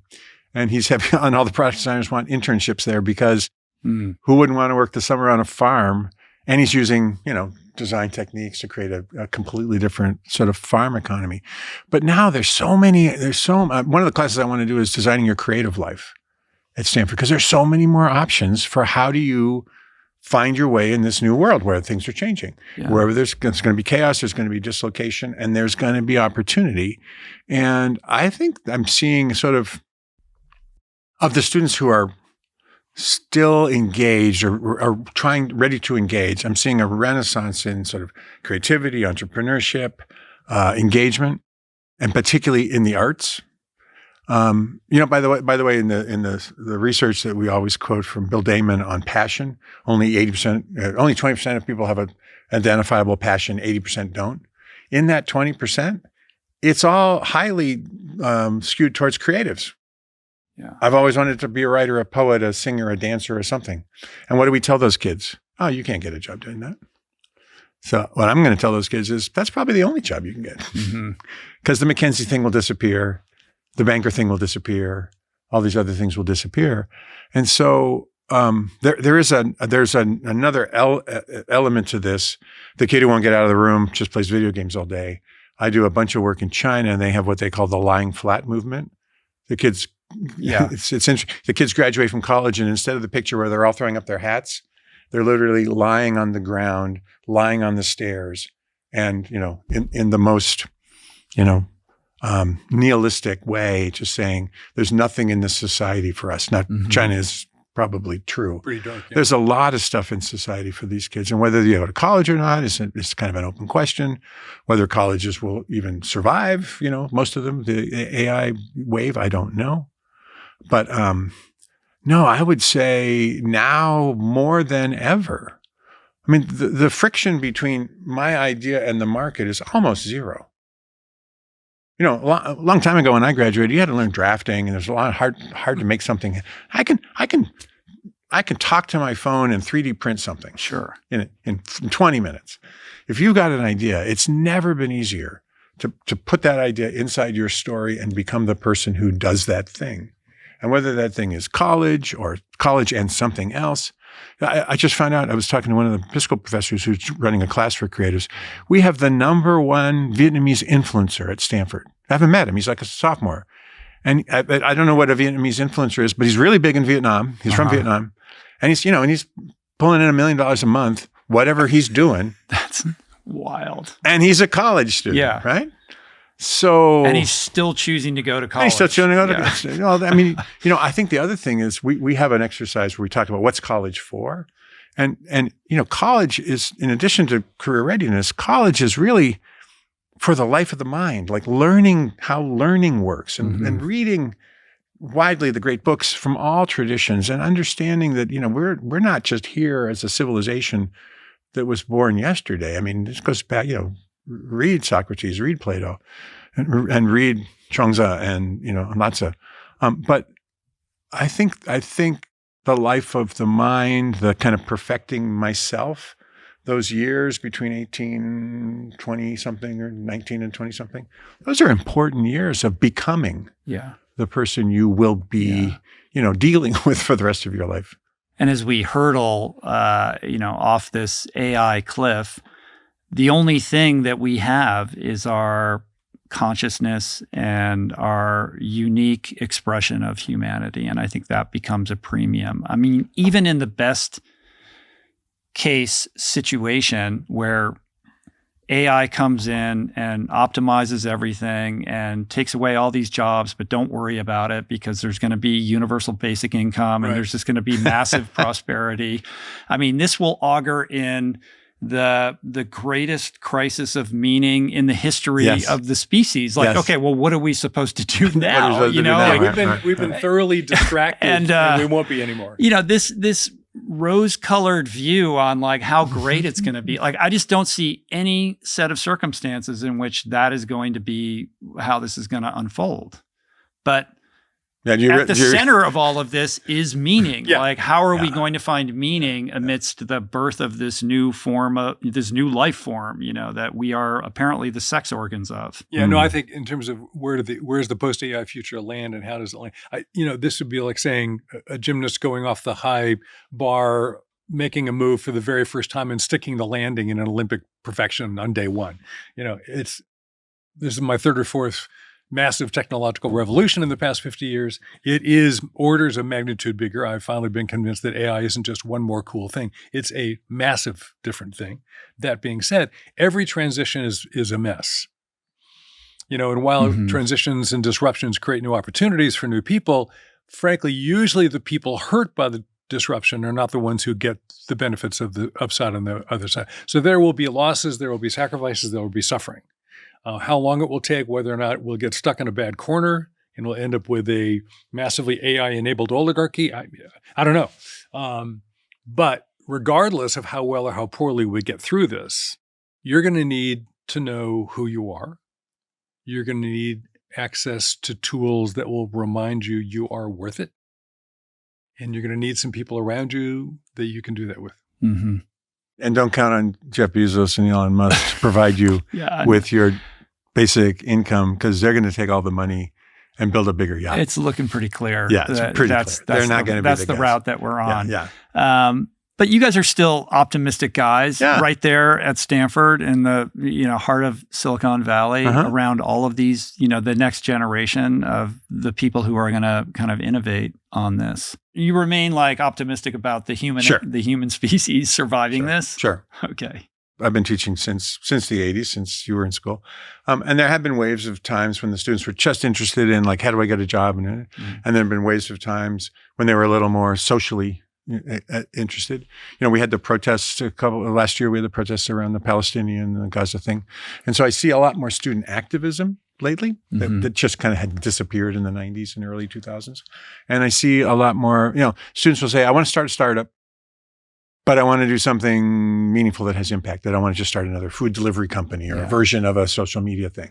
So they're pretty aware, and they have all these new tools where they can build almost anything instantly. And they're pretty aware of the negative impact that technologies like smartphones and other things have had on their generation. So I think they're smart, they're aware, they've got great tools, and they really want to do something that has value to it, which ultimately will rest on their values, their meaning-making ideas. And so, it'll be a bumpy ride. But I don't know where it's going to go. I doubt that we're going to all be living in some blissful future where we don't have to work and we just, hang around the park all day. Yeah, I don't see that. I don't think that happening. And the other thing is, but the other thing is, it'll put more. Maybe that will force us to be more intentional about our formative communities. It'll put more stress. Big piece here. It'll put more stress on building communities we care about. I've been looking at different kinds of communities, and one of the communities I don't understand, but I see it all around my student, is the gaming community. People get together, they put the headsets on, and they've got their thing, and they got their team, and they got their game. That's a community where people love to play together. And not even just to win, but just to play together. Sports isn't. I'm terrible at predicting anything. But if you wanted to predict what to invest in women's basketball teams, professional teams. Invest in the second league for the baseball teams, whatever the farm teams. Invest in things where people have to go to the stadium to be part of the community that watches the activity. Anything where people are gathering, restaurants or, in this increasingly secularized world that we live in, where we've lost all these third spaces and, after school programs, et cetera, and we're in this, kind of desert of disconnection, there has to be a counter response to that at some point. We're hardwired to be together. And it doesn't matter how amazing this technology is, that is always going to be the case. And so these are things that are, the AI can't engineer out people getting together to sit down and have a conversation over a meal. Well, again, you have to decide what you think it means to be a person. Viktor Frankl, after coming out of the Holocaust, develops a new school of meaning making in psychology and concludes there are three ways you can experience a meaningful life: through love, through achievement, or through suffering. Now, before him, Freud said Leben und Arbeiten, love and work. Those are the two key things that make a human life worthwhile. And he added suffering because sometimes you're in a situation completely beyond your control where the only freedom you have is how do you bear suffering well. Mm-hmm. So if I accept that I'm a becoming, and if I accept that, there are forces over which I have no control, and I recognize, if I'm just thinking transactionally, I can't change the politics. I can't change AI. I guess it doesn't matter. I'm impotent. I'm powerless. I'm going to lay flat. I'm thinking transactionally. Now, I'm not saying radically accepting some of these difficulties is easy, but it may be necessary. So one of the organizations I work with, I live in Santa Cruz, on the Monterey Bay. That's the north end of the Salinas Valley, which is agricultural. So I work with a group called Digital Nest, and Digital Nest does a really fabulous job of helping brown kids crack into high tech because there's a big color barrier in high tech. They do a really good job. Now, that means overwhelmingly they work with brown people who ICE are very interested in right now, and they're getting raided right and left. So there's this whole community and this whole subterfuge, I can't even tell you the details because it's all secret, about how these organizations and how the families that they serve are helping one another avoid getting picked off the street. It's a very generative, loving, human-making experience in the face of a really horrible, constraining, lifestyle-ruining reality. So if you accept this is what's going on, how can I participate? So if I'm a person who recognizes I don't control everything, then I'm not first and foremost a producer. I am first and foremost a participant. Mm-hmm. So regardless of what world you find yourself in, you're participating. What's the most generative, life-giving, human-making way you can participate in the situation in which you find yourself? That's the particularity you're in or, frankly, you're stuck with. Yeah. So when the plotters of the escape that Frankl was going to participate in finally pull it off and they're ready to go, a colleague runs into the barrack that he's in where he's tending to a patient because he's an MD as well as a psychiatrist and says, "We're going. You have to go now." And he's sitting by the bed of this inmate, and he looks at the other guy and he says, "No, I'll stay." And he just chooses, I'm sure all my patients and I will die here, but suffering well with them, that's life-making for me. Mm. We have choices to make. Yeah, one really quick thing. The notion of radical acceptance has nothing to do with endorsement. Mm-hmm. Accepting that the situation is out of control and people are raiding, it's not okay. It's just true. Pulling folks from Salinas off the street for no good reason. You can accept that's the reality. What can we do about it? How can we make this community safer? But there's nothing about that that's an endorsement. Right. So people often think, oh, well, if you accept something, then you have to agree with it. No, it's okay. No, I don't. There's nothing about that I have to agree with it. Nothing about it that I think is okay. There's a lot of things going on in the world I really don't think is okay. And then the question is, if that's the reality I'm in, what do I do? What's available? What can I do? What can I do that's useful? What can I do that at Stanford, I can sign a petition. You can work with this group to help these kids, get a good job. I can write a letter so one of my students who's going to be deported can get a visa. Whatever you can do. Do the thing you can do. Many people, the Buddha would say, the distance between the way things are and how you want them to be, that's suffering. Mm-hmm. Yeah, of course. And you can't solve a problem that you're not accepting, right. in its fullness, right? So it's like you can't solve a problem you're not willing to have. You're not endorsing it. You're putting yourself in a position to deal with it equanimously and not reactively. Right. Again, this can sound like, everybody's got to be some kind of an evangelist or a savior. It's like, or a guru. Look, people are busy. They have hard lives. The person you talked about was me in my 40s with 3 kids and at the job and my wife working and blah, blah, blah. And where the heck will I have time to get on the, write a sign and go down to the Tesla dealership and protest, right? You'll notice all those people protesting look like they're retired. Yeah, they got time. Yeah. So we're not saying, that pick your battles carefully. Pick the things that are meaningful for you, right? And pick the things where you think you can move the needle. I think there's an important piece packed into that, which is that the Western mind is going to default to this idea that the means to the meaning that I lack is through a deeper investment in my own self-obsession. Whereas the solution is actually disabusing yourself of that self-obsession and getting into a contributory, like service-oriented kind of approach to life, right? I'm lacking meaning, so I'm gonna optimize my life, and I'm gonna like construct this thing, and it's all about me, and I've got my blinders, and here's my thing, and I'm doing this.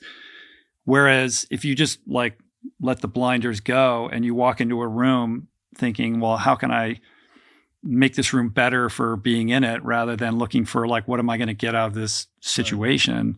Right. That seems to me to be the real means to, kind of accessing this meaning. I mean, psychology is known for a while now. If you're experiencing anxiety or depression, best thing you can do is go help somebody else. If you want to feel better, go help somebody else. So what's going on there? Well, and again, wisdom traditions have cared deeply about service for a long time.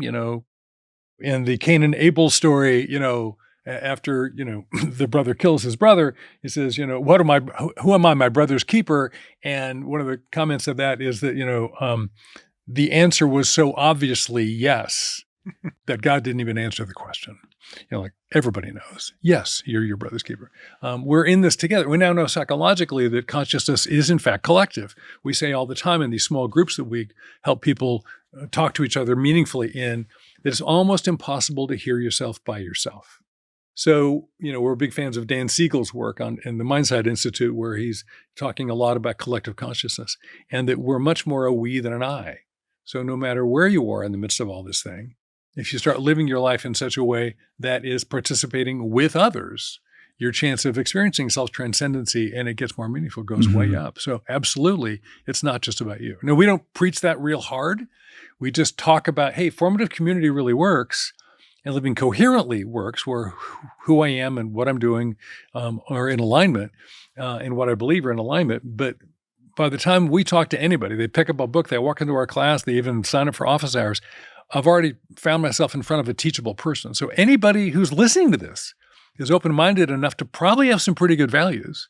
Your values are probably going to take you to a good place, and that good place is probably going to involve somebody other than you too.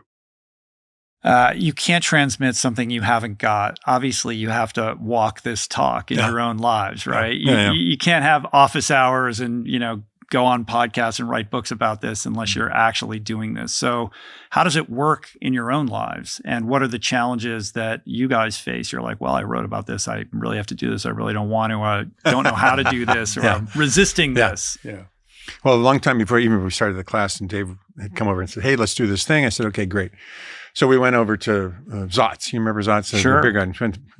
Back when it was still kind of favorite places a in dusty the world. old place. It's not. They really dialed it up, didn't they? Yeah, but they didn't ruin it. Some alums bought it, and they made it much fancier. But anyway, so we were sitting there with a pitcher of beer and on a warm, dusty picnic table, and I said, okay, the one thing about this is, one thing I said is you got to leave the Jesus stuff out of the classroom. He agreed to that. The second thing was, we're asking people to do these exercises, so we have to do them. And we have to actually do them ourselves, just to understand what it feels like to wrestle with three odysseys, or to feels like trying to figure out your balance dashboard better.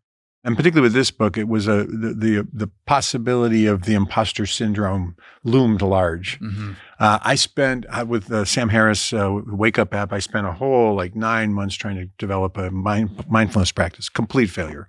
So I'm terrible at mindfulness. If people out there are good at it, I'm sure it's of great value. I couldn't figure it out. And I listened to all the Sam Harris stuff. I listened to, Calm. I tried them all. Headspace. Can't do it. I have other ways of finding myself in my own thoughts, in something that isn't just, repeating transactions.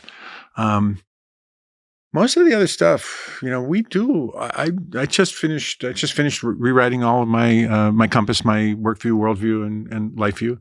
And I found it had changed since a year or two ago when I last did it. At the lab, I have a rotating set of fellows who come in and teach with us, and then they leave. And every time they come in, we do a new set of, hey, let's all write our values down so we know what the culture is all about. So I actually have a chance to do most of these exercises every couple of years. And I think that keeps me honest, right? Mm-hmm. And the rest of the stuff I learn from my students confronting me with something that either didn't make sense or seemed, seemed hypocritical to them. And I've been married for 37 years to a lovely woman named Cynthia, and she keeps me very honest. Yeah. She's just read the book and she goes, I got some questions. You don't do this. Yeah.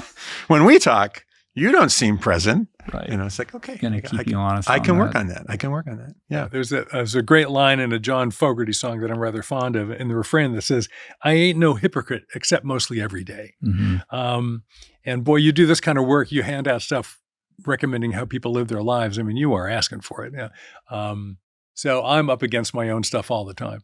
And I would say one thing in particular right now, so where am I learning my way into my own book? And one of the simple little exercises is change your vowel. Go from got to get to. You want to flip the switch? Look at your to-do list. Oh, I got to get this thing done. So what's the best thing an item on your to-do list can be? Over. with a line through it. Mm-hmm. Oh, that's great. It's gone now. Oh, that part of my life is over. It's gone forever. Like, wait, I got to talk to Rich Roll today. Oh, I get to talk to Rich Roll today. So I kind of flip from got to get to, which is from over to participant. It's a complete shift in mindset. And truth be told, even though I'm pushing 73 and I've been teaching this kind of stuff for years, and over 20 years ago, I got an advanced seminary degree in contemplative spirituality. I suck at this stuff. I mean, I am goal-oriented, deadline-driven, a transactionalist, production-minded guy. So really trying to move what I call from role, getting impact made, to soul, just being present to the moment, is a bigger shift than I want. My number one goal this year is to live into get to, not got to. Am I experiencing things as a get to, not a got to? And I catch myself missing it constantly.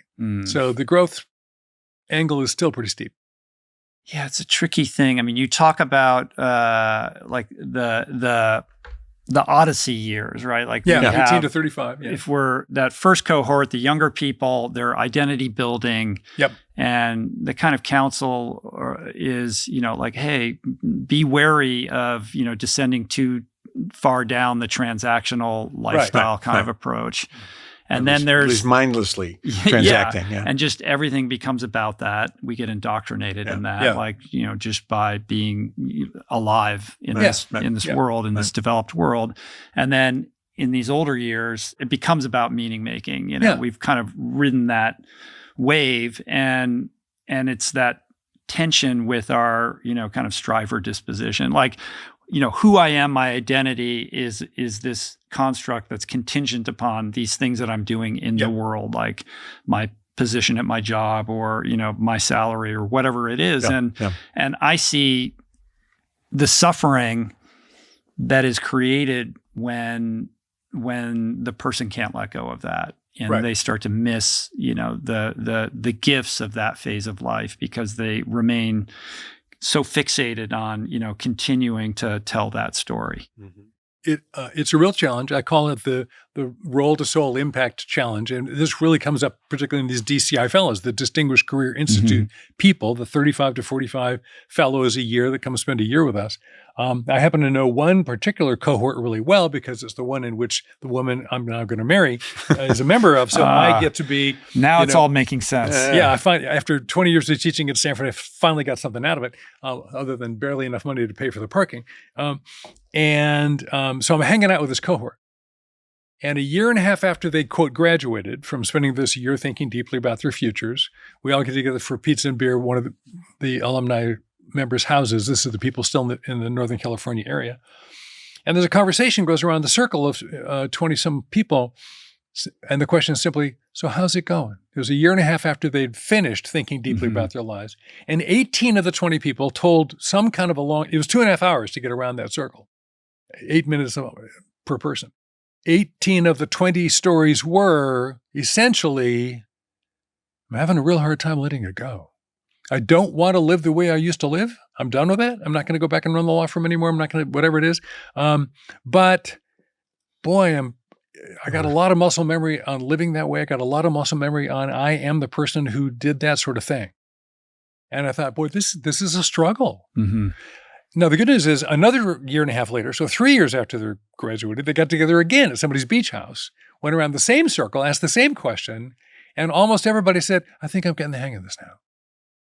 So it may take a little time. Yeah. But, you're a person. You can grow. Have you guys connected with Chip Conley? Yes. Just and talk his to him. modern Chip. program? Because He did his podcast. He's a great guy. Yeah, I mean, he's amazing, and obviously his work is just all about that. Yeah. You know, Modern elder. and The becoming chrysalis, the not the crisis. like yeah.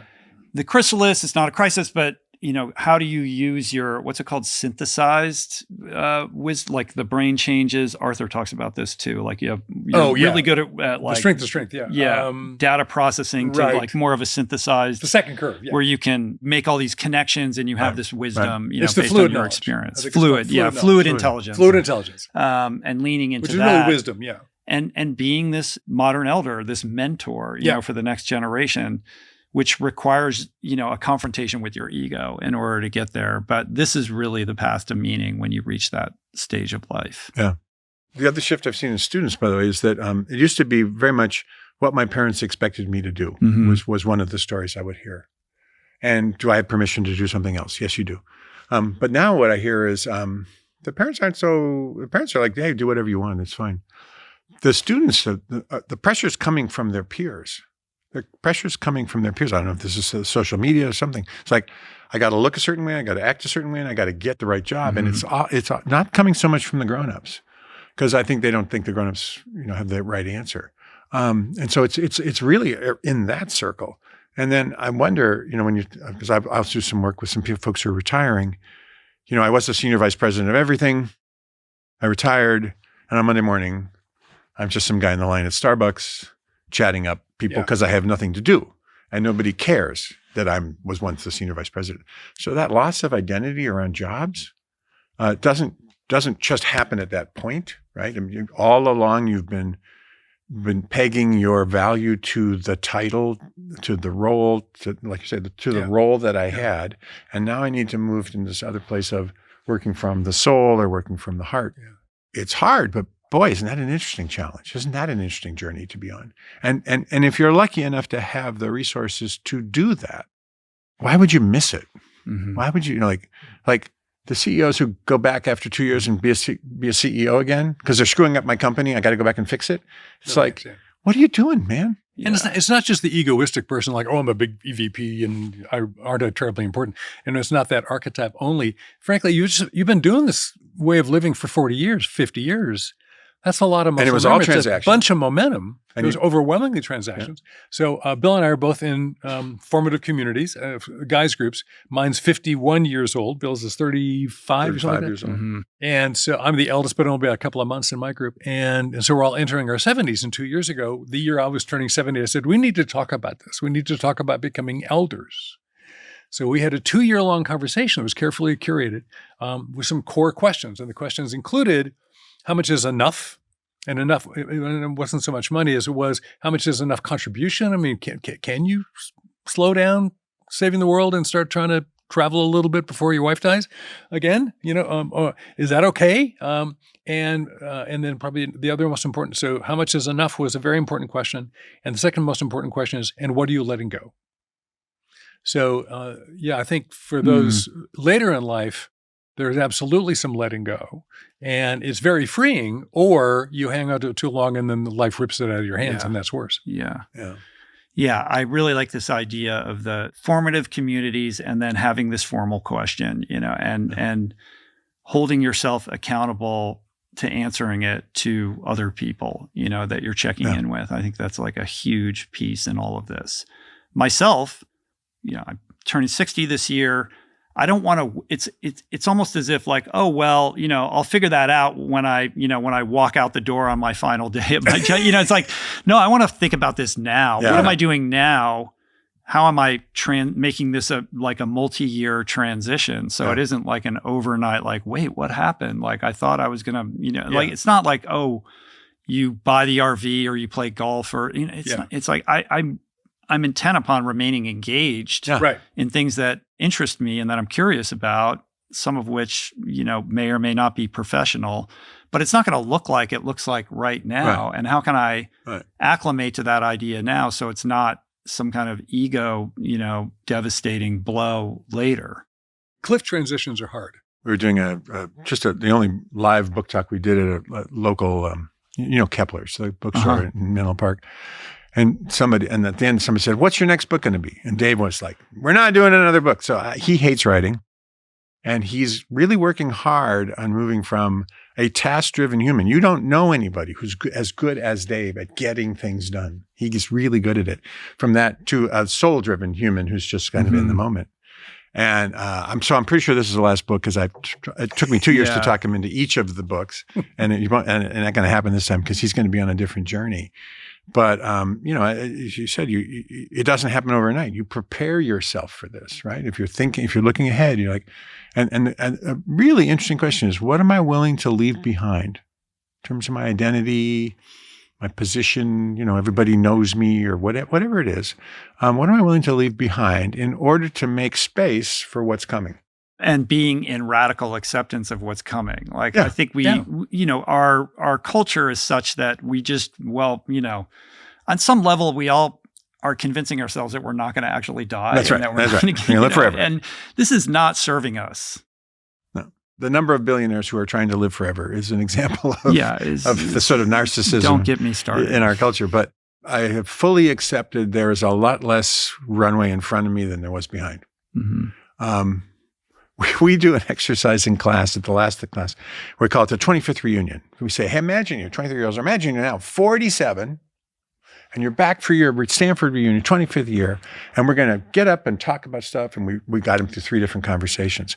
And the last time we did this, I realized, wait a minute, 25 years, I'll be 95, 94. Oh shit, I'll probably be dead.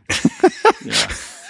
And then I told my co-instructor, I need to leave the room for a second. I walked out and I tried to deal with it. Now my reframe is, no, I bought this new exoskeleton. Yeah. I'm great. I'm running around. It's fantastic.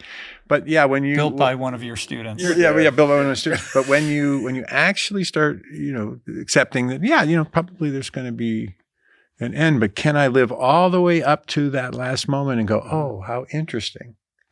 I didn't know. Yeah, I think the radical acceptance, it liberates you and gives you permission to engage with those years more intentionally. Yeah. I mean, I've heard you tell the story of the woman who came to you, who, I don't know, she was 52 or something like that. I was like, I'm thinking about going to medical school. Yeah. I mean, that's a perfect example of, maybe just tell the story, how you forecast out, all right, well, how long do you think you're going to live? And let's reverse engineer it. Yeah, this is just, what's crazy, what's not, and how do you think about things? So I give a talk, and this 54-year-old woman comes up and says, can I ask you a question? I said, sure. Well, I'm thinking about going to medical school. I've always wanted to do that, and I think I have the time. But all my friends are saying I'm too old and I'm crazy and it's stupid, And I said, well, look, let's just run. So very quickly, how old do people in your gene pool live? Well, if you look around my family, I'll probably make it to 90, 90, maybe 95. I said, okay, now if you're an active person, how long do you want to be working? Well, probably 80 at least. And I said, okay, so we got 26 years. Okay. Now, so let's say takes a year for you to get ready to apply to medical school because you're out of practice. Fine. Takes a year to get in. That's 2. Takes 4 years to go through medical school to get your MD to become an intern. Okay, that's 6. By the way, after internship, you go into residency. You're doing medicine. Most medicine is done by residents. You're now a full-fledged doctor. I've got a nephew who's a resident doing medicine all day long. So, in 6 years, you're doing medicine.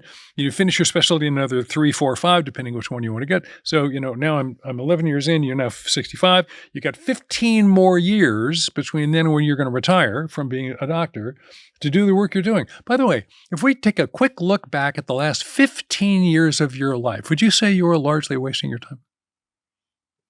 No, I think those years kind of matter to me. That's what we're talking about here. So are you crazy? I don't think so. No. Mm-hmm. Just decide how you want to choose to think about this. Yeah, that's an incredible reframe. Yeah. The idea that, you would entertain going to med school in your mid-50s. I mean, my sister got her seems PhD. Insane. And then when you articulate it that way, you're like, why not? Yeah, this could work. It says who? Right. My sister got her PhD in her early 60s. She'd been doing a PhD's job as running a graduate school for many, many years with a master's degree and finally decided to get the degree she should have had. The woman in front of her getting stoled with her PhD was 83. Wow. there are no rules. There are just perceptions. It's up to you. So this answers the question, like, is it ever too late? No. Well, like, okay, I just signed up to do a motorcycle tour with my brother-in-law in Morocco. I ride a BMW GS 1250, which weighs a little over 600 pounds. I can still barely pick it up if I drop it. I kind of have a rule. If you can't pick it up, you shouldn't ride it. I'm not sure I'm riding that bike when I'm 85, maybe a smaller bike.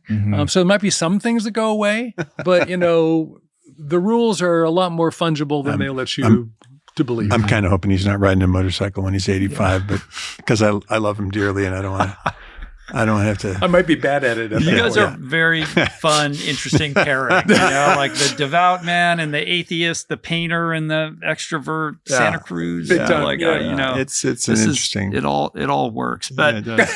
I think just as we kind of bring this to a conclusion, it's not too late, and it's also not indulgent to consider a life of meaning. I think for a lot of people, it's like, well, that's just, how nice for you. Like, what an extravagance. Like, I'm just going to keep doing my thing. Yeah. Or, I got enough meaning, I'm chasing the whatever. Yeah. And that's just fine. But this notion of not only giving, everybody permission, like, no, you deserve to have a life of meaning. It's available to you. In the life you're already in. It's not too late. And you can find it within, it's like, this is not about like quit your job and like become a nurse. Yeah. Yeah. This is something that you can, build into your life on a moment to moment basis, free of charge.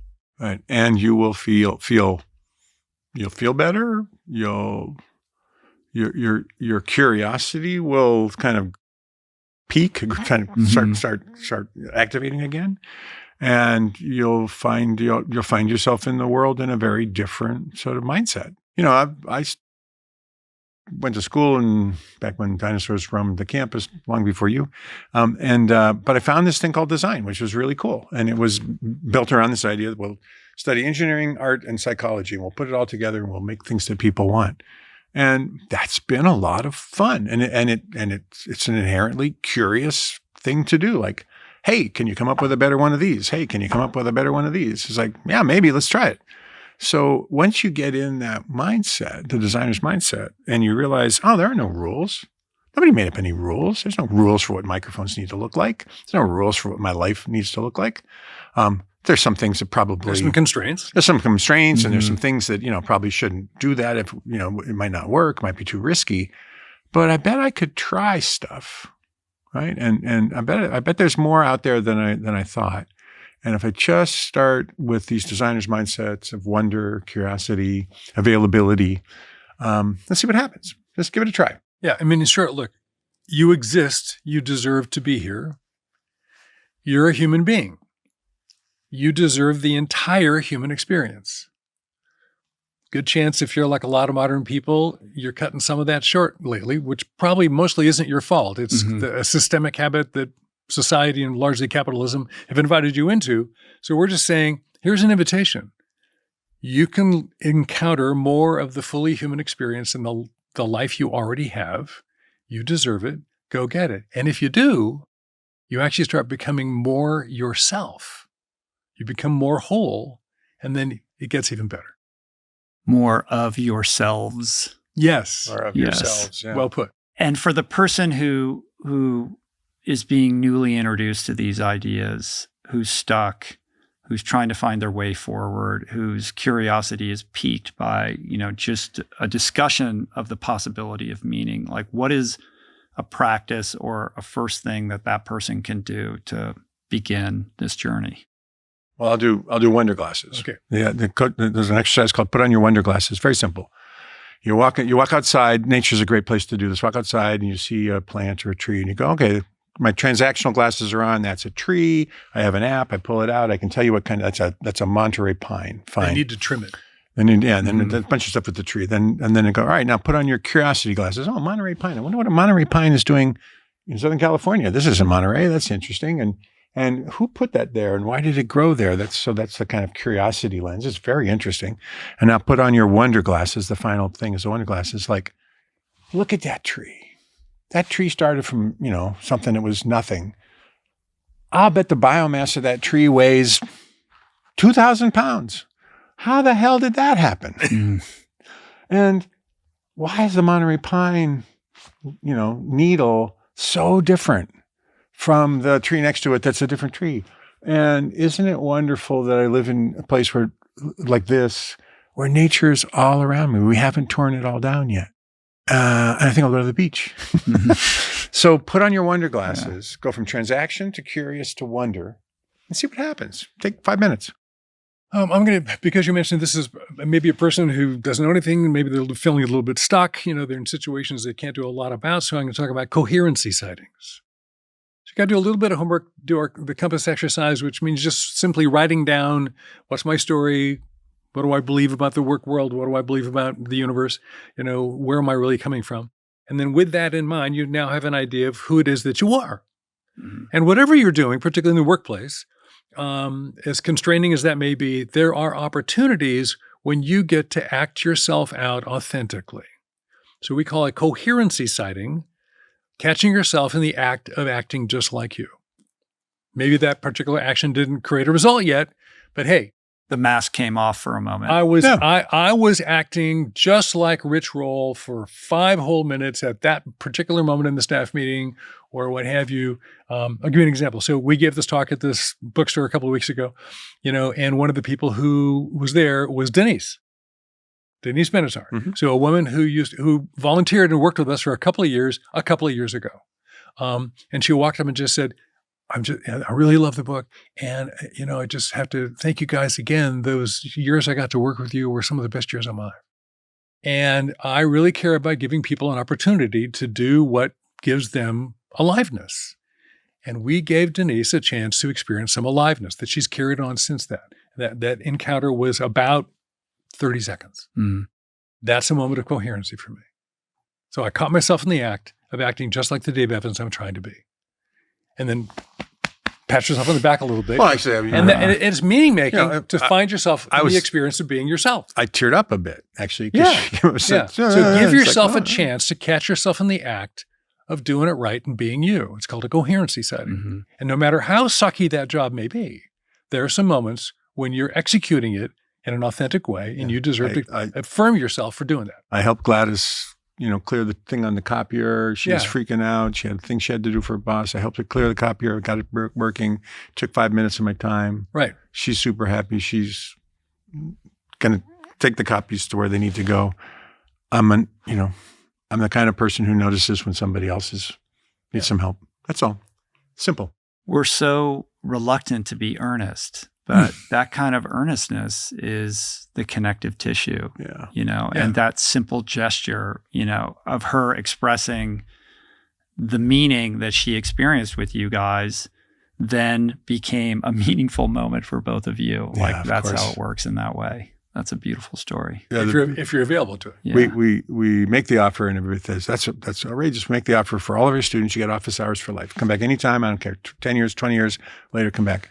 And they think it's a great offer. And most of them I'm having dinner tonight with a kid I taught 20 years ago. Yeah. But we do it because they come back and they tell us a story. And that's the payoff. What have you been doing for the last 10 years? Well, I did this and this and this and this. But I remember this one thing from class where you could reframe a problem, and I've been doing that, and it really works. Oh, thank you. Thank you very much. Somebody was listening. The book is great. You guys are providing a much needed public service right now. Like I said at the outset, you really are meeting the moment. I think there is a craving and a need and a desire to understand how to engender our lives with meaning. And you're providing this roadmap and this, this way forward, this solution. So thank you for coming and sharing with me today. Appreciate it. Well, thank you. And you didn't need any of these notes. You were totally in it. One day I'll leave them in the, it's just the safety net. You know what I mean? Okay. I get it. Hey, you guys made it easy. And you forced me to be more present. Like I had to talking about walking the talk. I was okay, can I just be here? Cool. Cheers. Thanks a lot. Peace. Thank you guys.